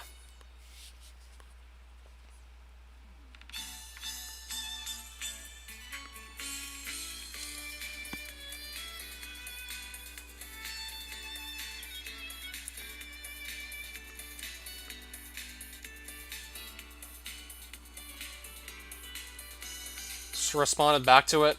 My apologies about it as my mind was still racing about it. So, did you get it resolved?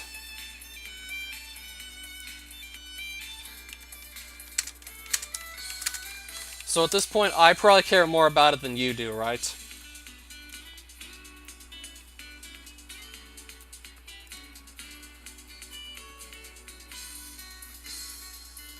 Oh, I didn't think you were gonna get it back. You have to be like some really big channel. If you're Suzy Lou, then... If you were Suzy Lou, you probably would have gotten it back. But, sadly, you weren't her.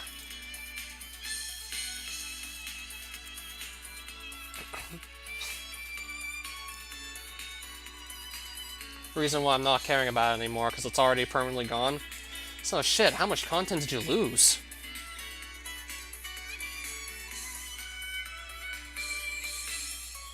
I see, in that case. Shall we drag Amane along and make it a group apology? Yes, certainly. Therefore, could you apologize to Michiru-sama? Of course, I'll be doing so as well.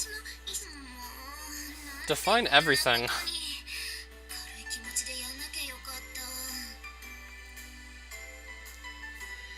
The tutorials on teaching others, the live streams. Assumably a lot of it having to do with Castlevania ROM hacking because... Yeah, shit, shit. Certainly didn't want to hear that we lost that. That certainly would have been nice to still have.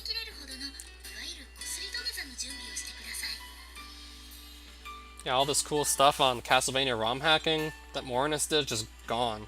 Like that. Please prepare to press your head against the ground until your forehead bleeds. As well should be groveling at her feet in what is popularly referred to as the bloody kowtow.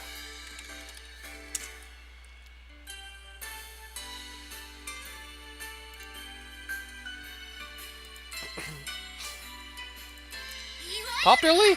Do you seriously think we need to grovel at her feet? Naturally, if by any chance Michiru-sama cannot find it in her heart to forgive us. I am fully prepared to atone for my misdeeds by cutting my stomach open on the spot.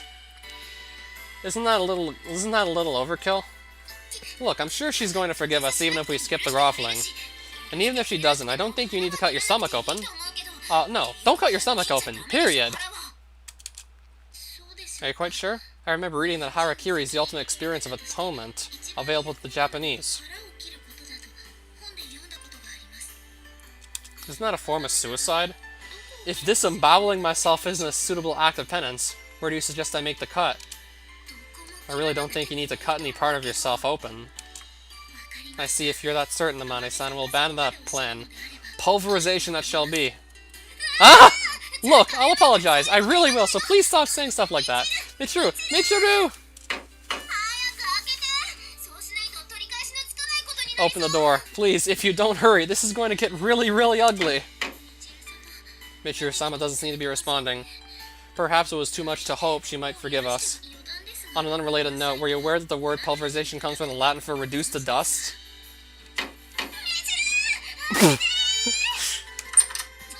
Hey, what the heck are you all screaming out about out here? This better be good. Michiru-sama is deeply upset. Clearly, a conventional apology will no longer suffice. Very well then, I shall. Wait, Sachan, we haven't even asked yet! Hey, Michiru! You'll forgive us if we apologize nicely, right? Of course you will. Say you will. Huh? Forgive you? Don't be silly. That should be obvious. Thank goodness. Even if you apologize, it's not like I'm going to forgive you or anything.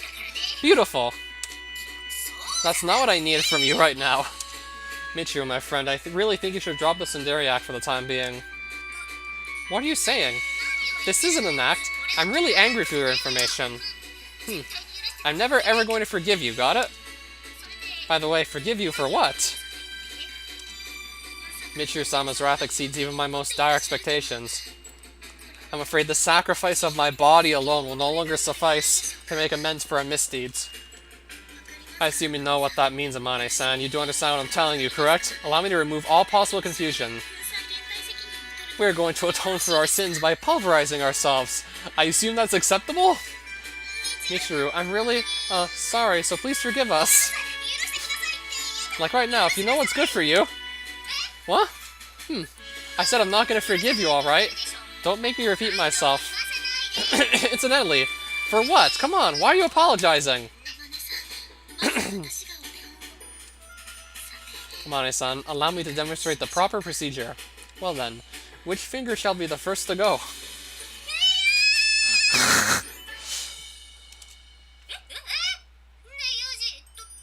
What the heck is going on?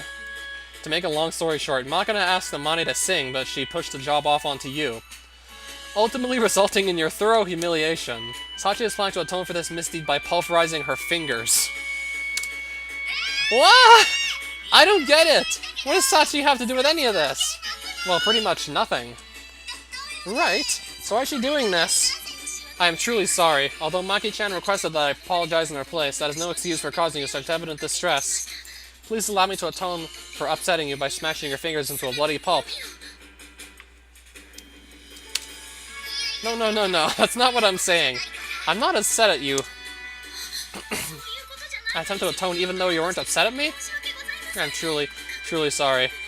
If it does come to this, I have no choice. Please allow me to atone for my blunder by cutting my stomach into a bloody... I forgive you, so stop! Please, just stop! Please, I'm so sorry. I forgive you, so please forgive me! You're willing to forgive us? Look, see? Michiru said it's okay. Let's all just calm down. You are really, truly willing to forgive our misdeeds? Yes, really. I swear, it's all okay now, alright?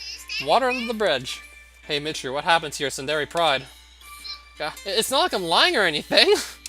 Okay, I don't think it counts if you just drop your real thoughts into the stock phrase. Shut up, you. Anyway, I officially forgive you. So please stop saying disturbing stuff. As you wish.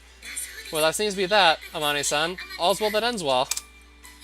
Thank goodness. Oh, thank goodness. Thank you, Michiru.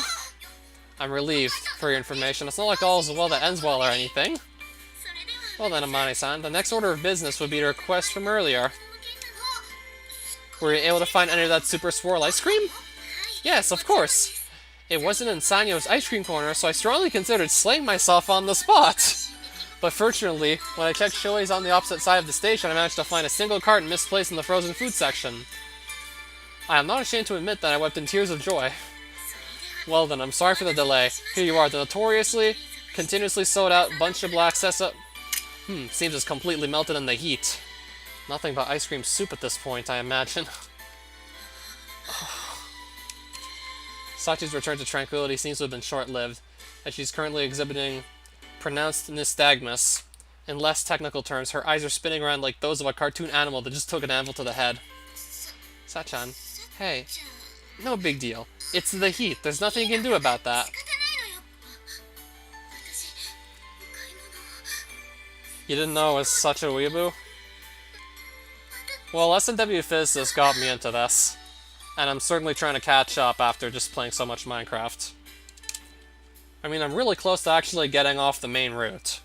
So I might as well at least try and get that done sooner or later. Not because of the game I'm playing, it's something else that makes it feel awkward, Bowsette. What do you think makes it feel awkward?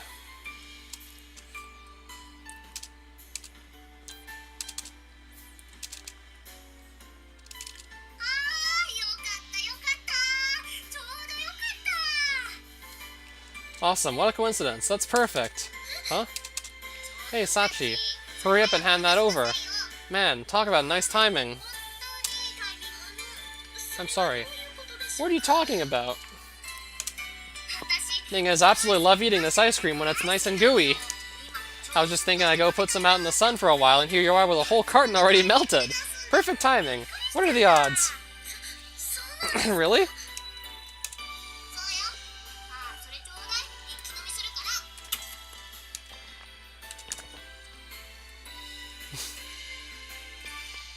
The contents of the ice cream carton resemble nothing so much as a deep, dark swamp, oh boy.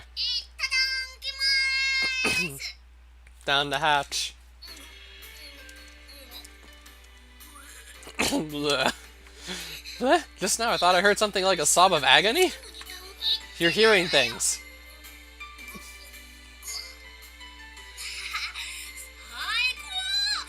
That's what I'm talking about. This is exactly what I needed. Hey, it all worked out for the best, Sachan. Look how happy Michiru is. So it would seem. Her face may be stained a disturbing shade of gray. But just look at that smile. Larb? Just now I thought I heard something like an irrepressible moan of profound suffering? Hearing things again. I very clearly said, nice job melting that ice cream. I see. I'm very happy I could be of help to you, Michiru-sama. And yet there's no avoiding the fact that I have utterly failed to fulfill Amane-san's request. In the end, I think I must seek atonement through pulverization after all. No, that's really okay, you know? Well, I mean, don't be silly. That's no problem either. I got a nice stash in my fridge that I'll kindly bestow on Amane. It's nice and cool. I'm sure she'll be pleased. What, really? I'll go get it, so you just wait a second. Here you go. The ice cream. Thank you very much. It's not like I brought it out for your sake or anything. I really think she's straining the suspension of disbelief on that one, but as a kind and thoughtful man, I tactfully decide to keep that opinion to myself. I'll give you half. How about we go eat it in the lobby? Are you sure? Of course. I need to give you a little thanks for your work, after all. Very well. Thank you very much. Enjoy if you must, but don't think I'll let you off easy.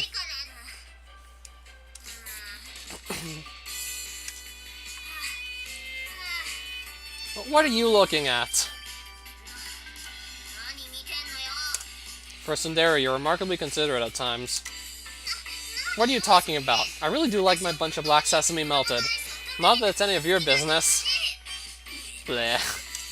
I see. Alright then, if you say so. Hey, don't get any funny ideas, okay? Like what? Like I drank the ice cream because... Wait, you're really not suspicious? In that case, I don't need to tell you anything. Yes, you don't really need to tell me. On a completely unrelated subject, take a few of these. It's Serogun. Herbal remedy.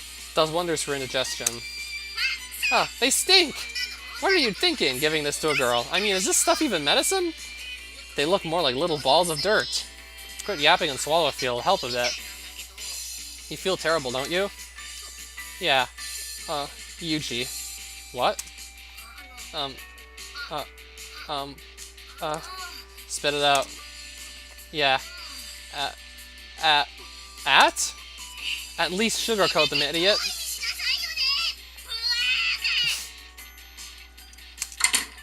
I see, it seems I'm still somewhat lacking in consideration toward women. The bitter scent of uncoated Serogun pills tickles my nose as I turn away from the tsundere woman's room. It might be a simple misunderstanding on my part, but I'm beginning to think she may have a surprisingly thoughtful side.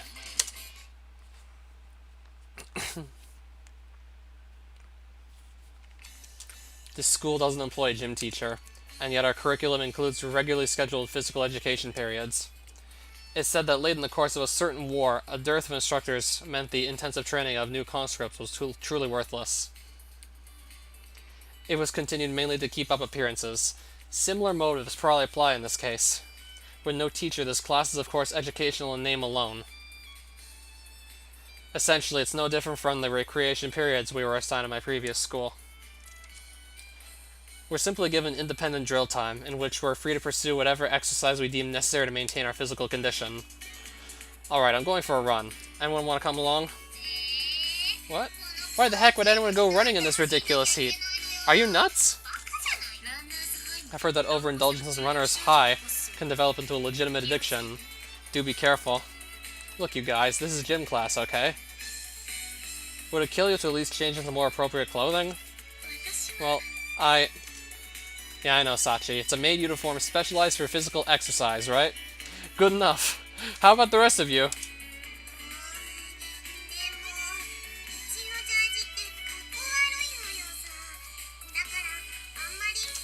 Don't be spoiled. Compared to the baby blue sweats JSDF recruits get, it's downright fashionable.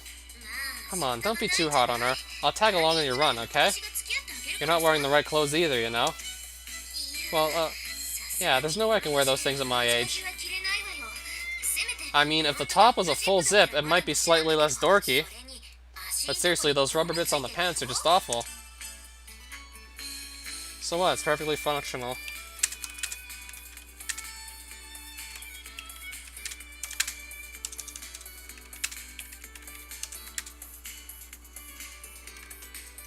That's gotta be Arabic, isn't it?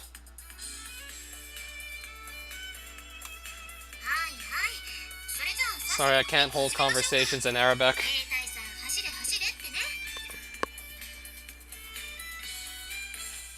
Yeah, alright. Want to start off with a sprint? Get the lead out, soldier. Or whatever. Don't come crying to me if you get exhausted halfway through. Ah, jeez. There they go. Unbelievable. What's the appeal of running around in this brutal weather? Amani's been worrying about her weight lately. She's probably trying to sweat off some pounds. Well then, what shall the rest of us do? Whatever. Do we really have to do anything? Doing nothing sounds good to me. That work for you, Yumiko? Yes, it's not as if we've been assigned any particular activity. If we're just out here to get our fresh air, it seems to me we're free to do whatever we please. Within reason, of course. I myself will be reading in the shade of the trees over there if you need me. What? Hey, you! Where the heck did that lounge chair come from? Funny thing about that, I simply muttered to myself, the only thing I want to do on such a hot day is quietly read in the shade with a nice cold lemon soda. And before I knew it, I thought Soul Maid had graciously made me the necessary preparations. Ah, yes, if you'd like, Michiru-sama, I can of course do the same for you. Sounds kinda nice in a way, but I'm not really a big fan of just sitting around for long periods of time. So I play games like Do Not Feed the Monkey. I don't think I've heard of that one. What is that game? Video game. Voyeur Simulator, where you watch strangers through surveillance cameras.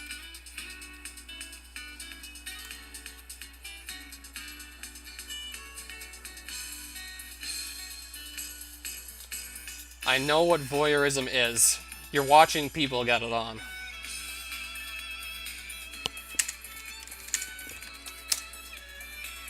Visual novel, in other words. First thing that really comes to mind to explain what this is.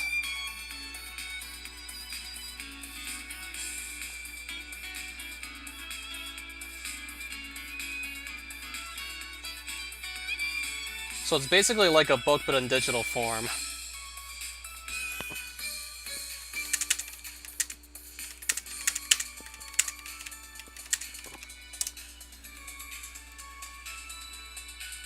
I still have a lot of the book / visual novel to go through.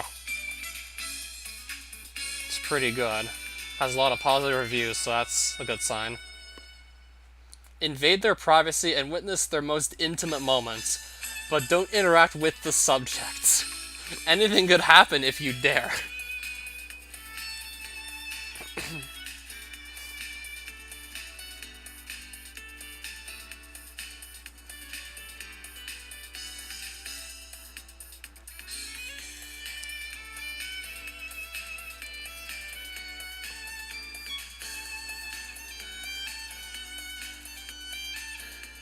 So are we actually watching people or monkeys in this game?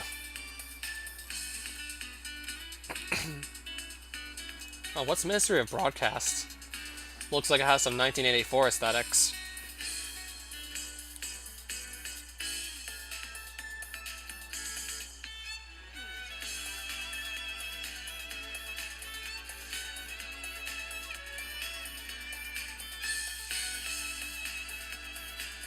How much does this one cost? so less than true, Grisaia.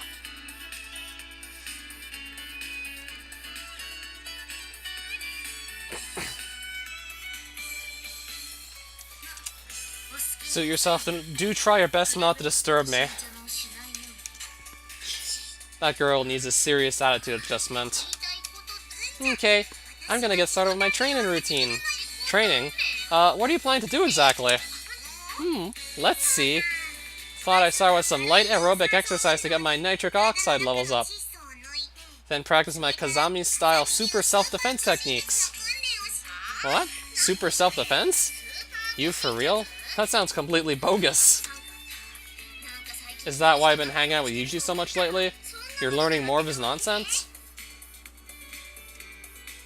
Nice Minecraft video. This a mod. Info down below wasn't updated. Does the game title say Minecraft or something? What are you calling nonsense? We live in a world where the weak are hunted as prey. Self-defense is incredibly important, you know? And this is the super version. Underestimate it at your own peril. That's what I thought. I guess I understand where you're coming from. I'm more wondering if he's actually teaching you anything useful. If you're that dubious, feel free to put it to the test. Come at me. Your funeral. Here I go. Hiya! Ah!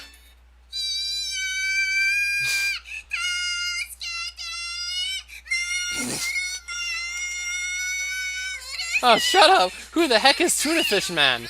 Gonna explain how he's shrieking at me is a self-defense technique, let alone a super one? Chiru, do you really need to have everything spoon-fed to you? God, you piss me off sometimes. Don't give me that blank stare. Okay, listen carefully, I'll spell it out for you. However much you practice this sort of stuff, when push comes to shove, you're usually gonna be too scared to move. So rather than learning martial arts and building up a lot of dangerously unfounded confidence, your first priority should be to practice screaming for help really loud. Are you so sure about that? What the heck? How is that self-defense? You're just relying on other people to help. But from what I've heard, she's not mistaken on this point. For one thing, if you call for help, your assailant will typically be taken aback. Michiru-sama, you instinctively released your grip on Maki-chan when she shouted, did you not? Well, come on. Anybody's gonna get a little surprised if you start screaming in their face like that. Indeed.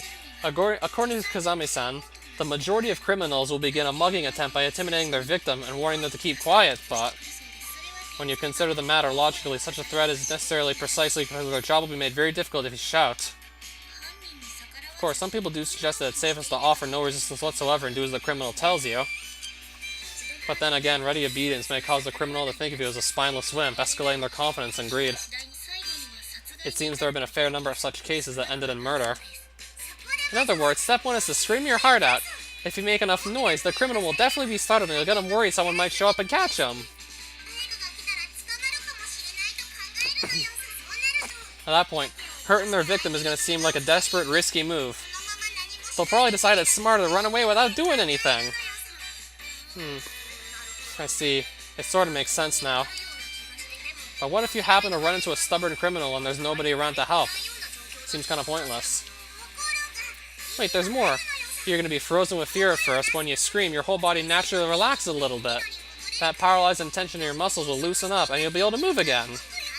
After that, it's time to launch your counterattack. Counterattack? What does that involve? You're playing the criminal, specifically a mugger with a knife, got it?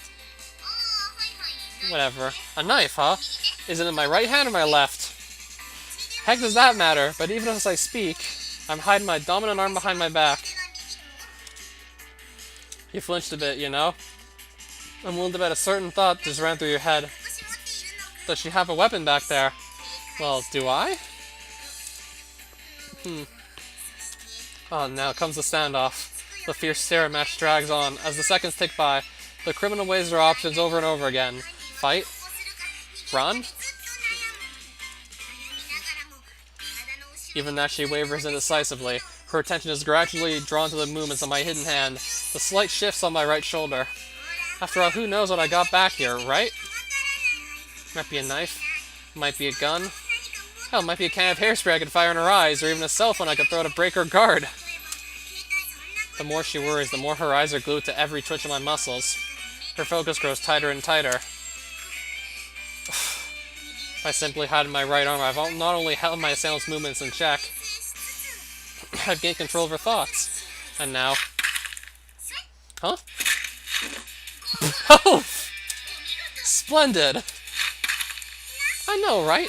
An explosive approach to point-blank range. Aiming at the solar plexus, jaw, nose, or whatever your vital spot takes my fancy at the moment, a vicious headbutt without a moment's hesitation. It's a brutal human bullet attack.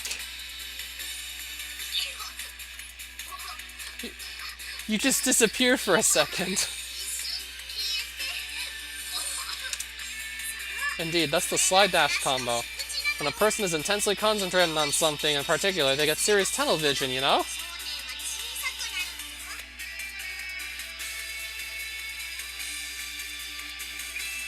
Hey, it's jokes. That's an alt account. Oh, Ahmed Mohammed was an alt account. Oh, wow.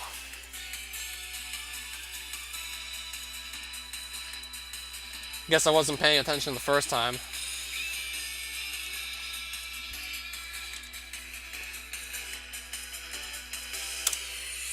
By abruptly sliding your body outside that narrow field of focus, they'll momentarily lose track of you entirely. In that moment, you charge into attack. What are you doing, Michiru-sama? Do you want to be dragged off to jail in disgrace? Counterattack! Counterattack, I beg you! Oh, even if your opponent works herself in an irrational frenzy and lunges at you, you can't get flustered and try to flee. Long ago, a Spartan mother said these wise words: if you have time to lament that your sword is too short, take a step closer to the enemy. At times like these, fight your instincts and take one bold step towards the enemy. When you charge forward furiously, the enemy will instinctively pull her upper body back in fear of another headbutt. And as her center of gravity shifts, you reach out and give her a sharp little shove on the shoulder. Easily throwing her off balance entirely, see? Now there's the option of immediately launching a tackle toward her unstable lower body, grabbing her around the knees and yanking up to land an easy knockdown, but... I figured it probably meant something like that. We've actually got an even better option here. As the criminal braces herself in an attempt to avoid falling over backward, I reach out, grab her by the scruff of her neck, and pull her towards me. Wait! By pulling your opponent in the same direction she's swinging her body, it's possible to draw her towards you at a considerable speed. Then I simply give her a light jab to the jaw. The force of her momentum will turn into an effective counterpunch, lead to a nice little concussion, like so! Kapowie! If your opponent happens to collapse to the ground in a heap, her eyeballs shaking in their sockets like jello in an earthquake, that's your chance. Make good use of the boots on your feet. Fire off a nice hard blow to the throat and crush her windpipe, or if the mood strikes you, kick her hard in the gut and rupture her internal organs, like so! Oh. And finally, when your opponent stops switching, consciously leave the scene of the crime. Run right up to the nearest police officer and shout, "Please help me, I've been assaulted by a ruffian." Like so. Now you try. Please help me. I've been assaulted by a ruffian. Okay, perfection. Perfect. My ass. If anything, you're the ruffian here.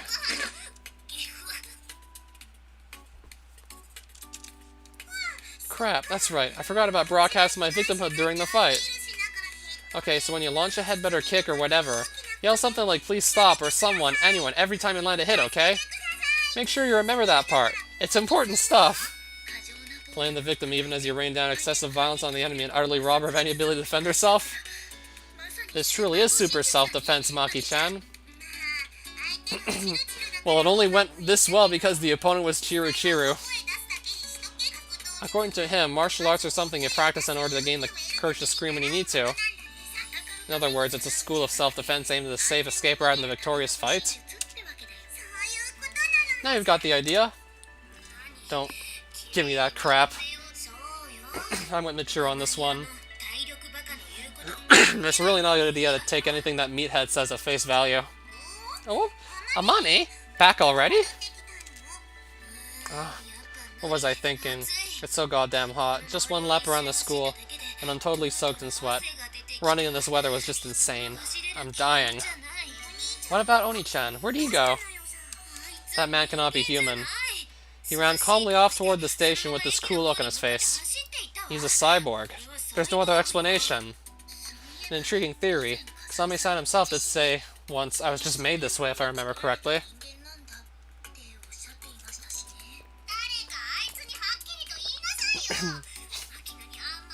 This is the last straw. Someone needs to tell him off. How dare he teach Makina all this crap? It's his fault But like, use a mod pack? So which mods do you suggest? Though I'm still strongly considering just staying with the mods I have. Pretty much limiting myself to just enough items, just for the sake of not having to go on the wiki for crafting recipes, just for a little more efficiency there. And of course coordinates, because I always definitely want to be knowing where I'm going.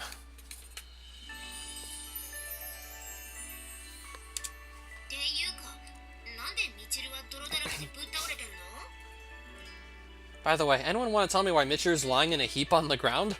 Or why she's covered head to toe in mud? It's very simple. You see, I am the victim here. Oh, thanks. So I see I'm not the one who really enjoyed going through it. Sorry, I'm an idiot. I really don't follow. Soon after having returned to the athletic grounds, I ended up having to apologize to Michiru over something or other, in order to deflect a mysterious fit of violent indignation. And to this day, I have no idea what she was so angry about.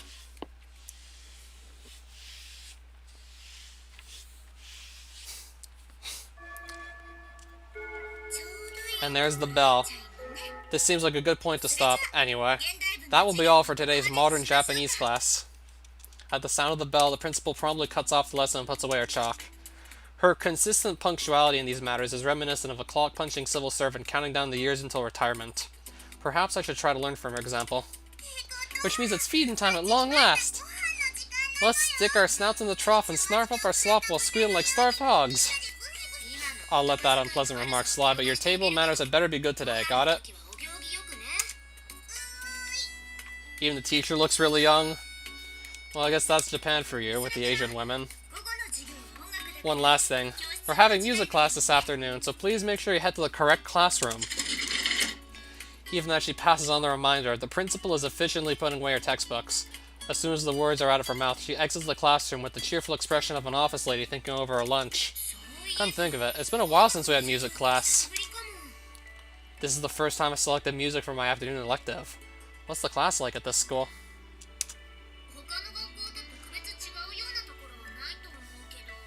Well, not Amane, but Makina definitely. We do a lot of choral songs, like, you know, Moldova or whatever. Are you maybe talking about the Moldau by Smetana? Huh? Wasn't that something to do with stock prices? Yeah, the Dow Jones isn't involved, but whatever. Moldova, sure, I guess. Okay, I think you just gave up. But that teacher with the cabbage roll hair said we'd be doing an instrumental performance this time, you know? An instrumental performance? We're supposed to bring our favorite musical instrument. He's gonna have us perform some song together, I guess.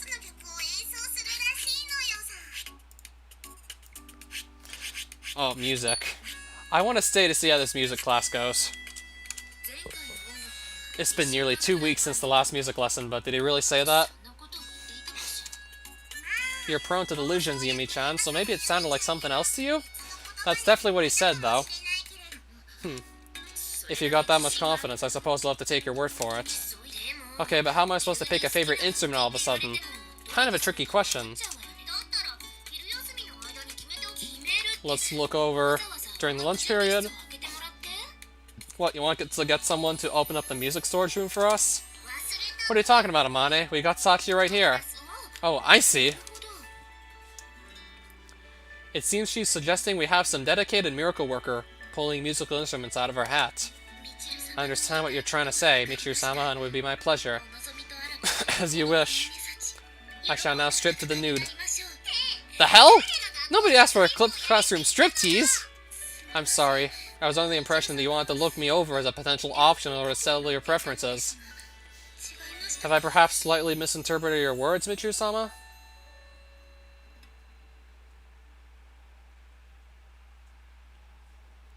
I got a better idea. Stop making alt accounts. That'll be the best way to stop causing trouble with them. If you just don't make alts in the first place, then how can it cause any trouble with them? Might I add that as a little suggestion? Though I'll try not to, like, continue to bring up the fact this, like, is some other account.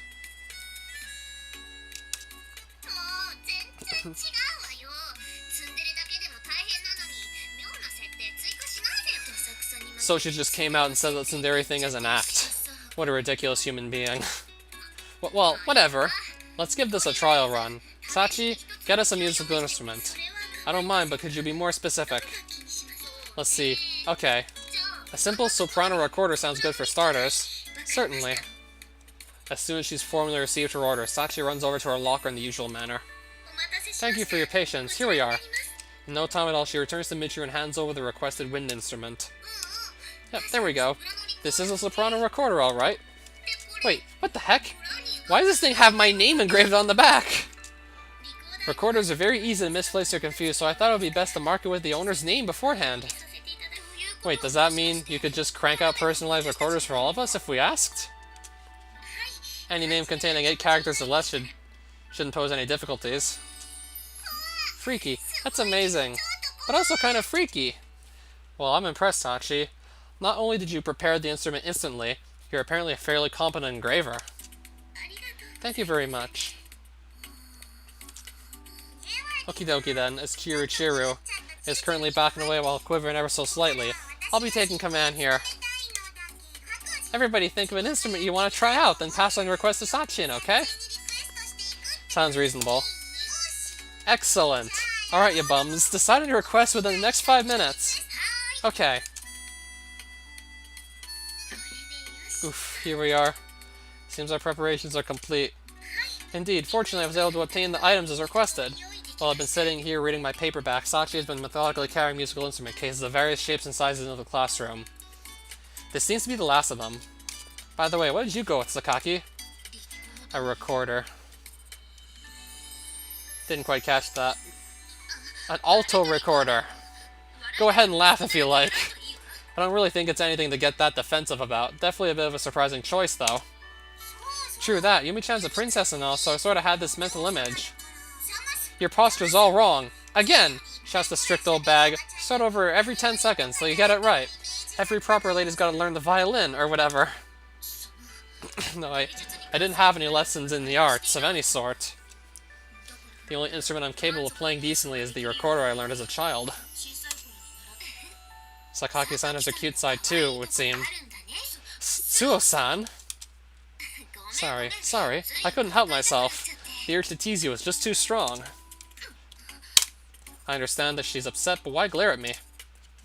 Alright then, what instrument did you pick, Suo-san? I went with this.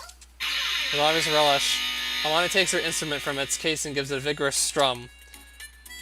You chose an electric guitar, Amane? Female students and guitars go together pretty nicely, right? Well, I suppose it does feel like the most appropriate possible choice in your case. You think so? Yeah, it kind of fits your image, I guess. Like, you play a gig and then go have casual sex in the men's bathroom, maybe? You people are seriously determined to make me out as a slut. 10:30 p.m. actually. So yeah, of course it would be dark in the background. Just a thought here. If she has a problem with her image, maybe she could try to break that habit of aggressively mashing her tits against people. Thing is, though, I only really know 3 guitar chords or so. What the heck? You can't even play that thing? What did you pick, Michiru? I went with the obvious choice. A harp? That's right, a perfect fit for an intellectual like myself, don't you think? No, not in the least. I'd be hard-pressed to think of a less appropriate choice. If anything, I think I kind of feel bad for the instrument. Let's reconsider your options. Why don't you try to make music by rubbing your twin tails together? Why am I the only one getting all these nasty comments? Also, harps are apparently really heavy. Way too friggin' heavy. Not to worry, I will now provide you with a musical instrument, ideally suited to your capabilities, Michiru. Really? Yeah. I quietly nod to Sachi, who hands Michiru a small xylophone used in the school's public announcement broadcasts. A xylophone? Dubious as your physical strength may be, I think you should be able to handle this, right? What's more, if you simply hit the bars in order from one end to the other, you'll get the nice little melody they play before announcements. What the hell? Am I some kind of circus chimpanzee? No one seems willing to answer that question. Apparently, I'm not the only one who thinks Michiru is actually a pretty good match for a performing ape in the brains department. Whatever, so what did you pick, Machina? I got myself a synth. As she speaks, Machina immediately sounds off a demonstration note. Well, this particular model can't synthesize new sounds, so it might be simple to describe as a keyboard. I'm more interested in knowing how on earth you got your hands on such a large, expensive instrument.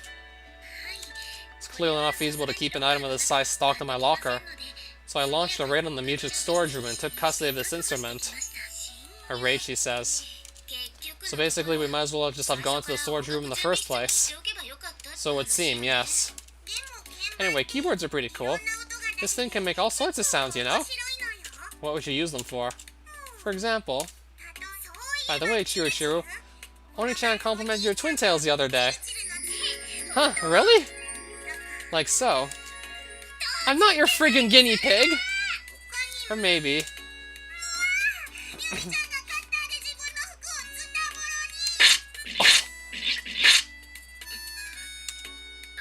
I don't know what sort of a person you think I am, but if you think I'm actually going to play along, you're severely mistaken.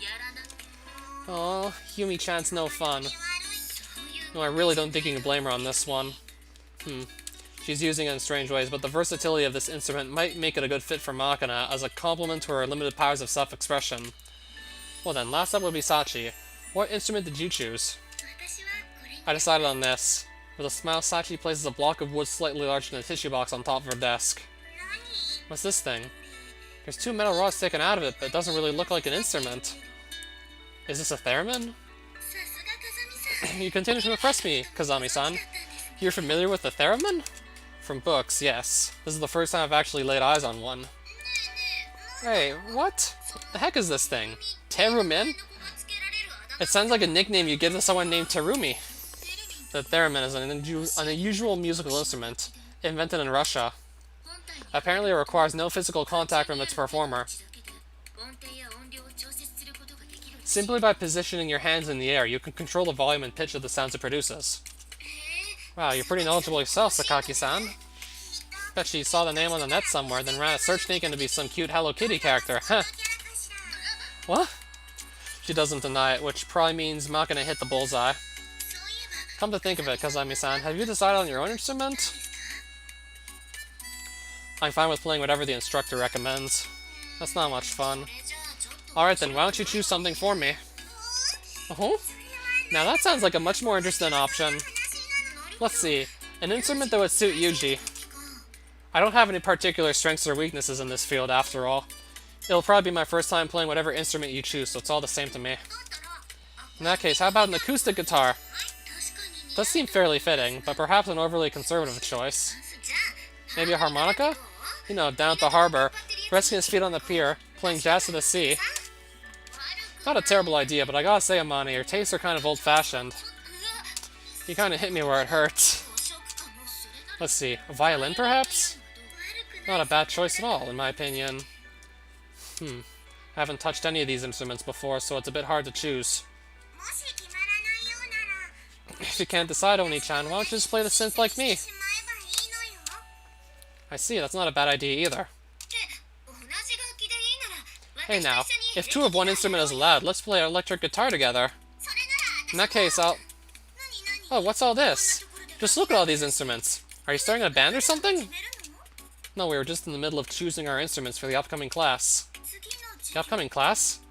Isn't the 5th period music class a vocal chorus lesson? Huh? You sure about that? Look, it's right here in black and white, see? The principal hands over a copy of her detailed class schedule.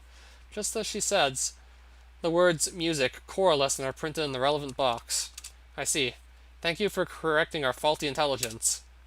I don't quite understand the situation, but I'm glad I could be of help, I suppose. Yes, thank you very much. Your assistance has allowed us to identify a pressing need for discipline. Is that a fact? Yes. You see, a naughty little girl seems to have brazenly spread complete misinformation. Hey, hold on a sec, you two. Everybody makes mistakes, you know? True enough. But I assume you're prepared to face the consequences of those mistakes, Arisu-san? Not you too, Yumi-chan. Give it up, Makina. You ended up wasting an entire lunch period. A little punishment is only natural. If even Oni-chan abandons me, I guess I'll have to take it like a man. But I'd just like 1 minute to steal my resolve first. Acceptable, I suppose. Sachin, here's the thing. What is it? From this moment until lunch ends, I want you to run around carrying me. Don't let them catch us. Yes, of course. What? Hey, Makina, you're using Sachi as a shield? Coward? Call me whatever you want. It's the winners that write the history books.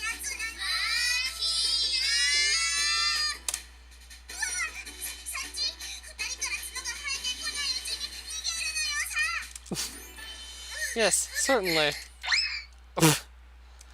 As Amane and Michiru take their first step forward, Sachi shoulders Makina like a backpack and darts out of the classroom. What's with everyone speaking in different languages now? Then again, like...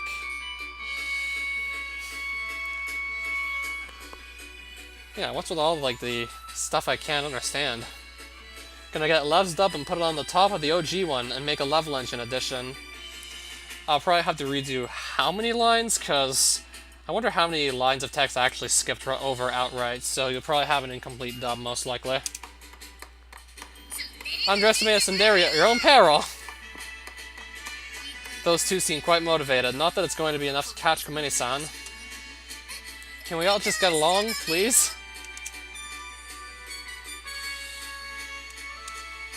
Oh, that's it. Makina's flight from justice isn't exactly admirable, but Sachi's absolute obedience is pretty immoral in its own right.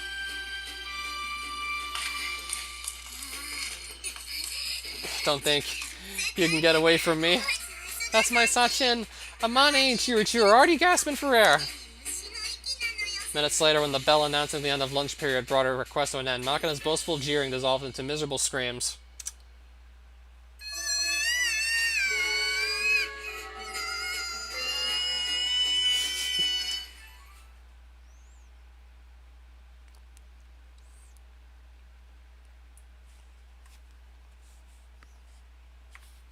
I mean, I spent a little over 2 hours just catching up on Grisaia, so it should now be, like, quite a bit closer to, like, branching off into one of the 5 characters routes. So, yeah. I'll probably just end the stream here, and then pick this up. Maybe tomorrow if I'm not too sidetracked with anything else.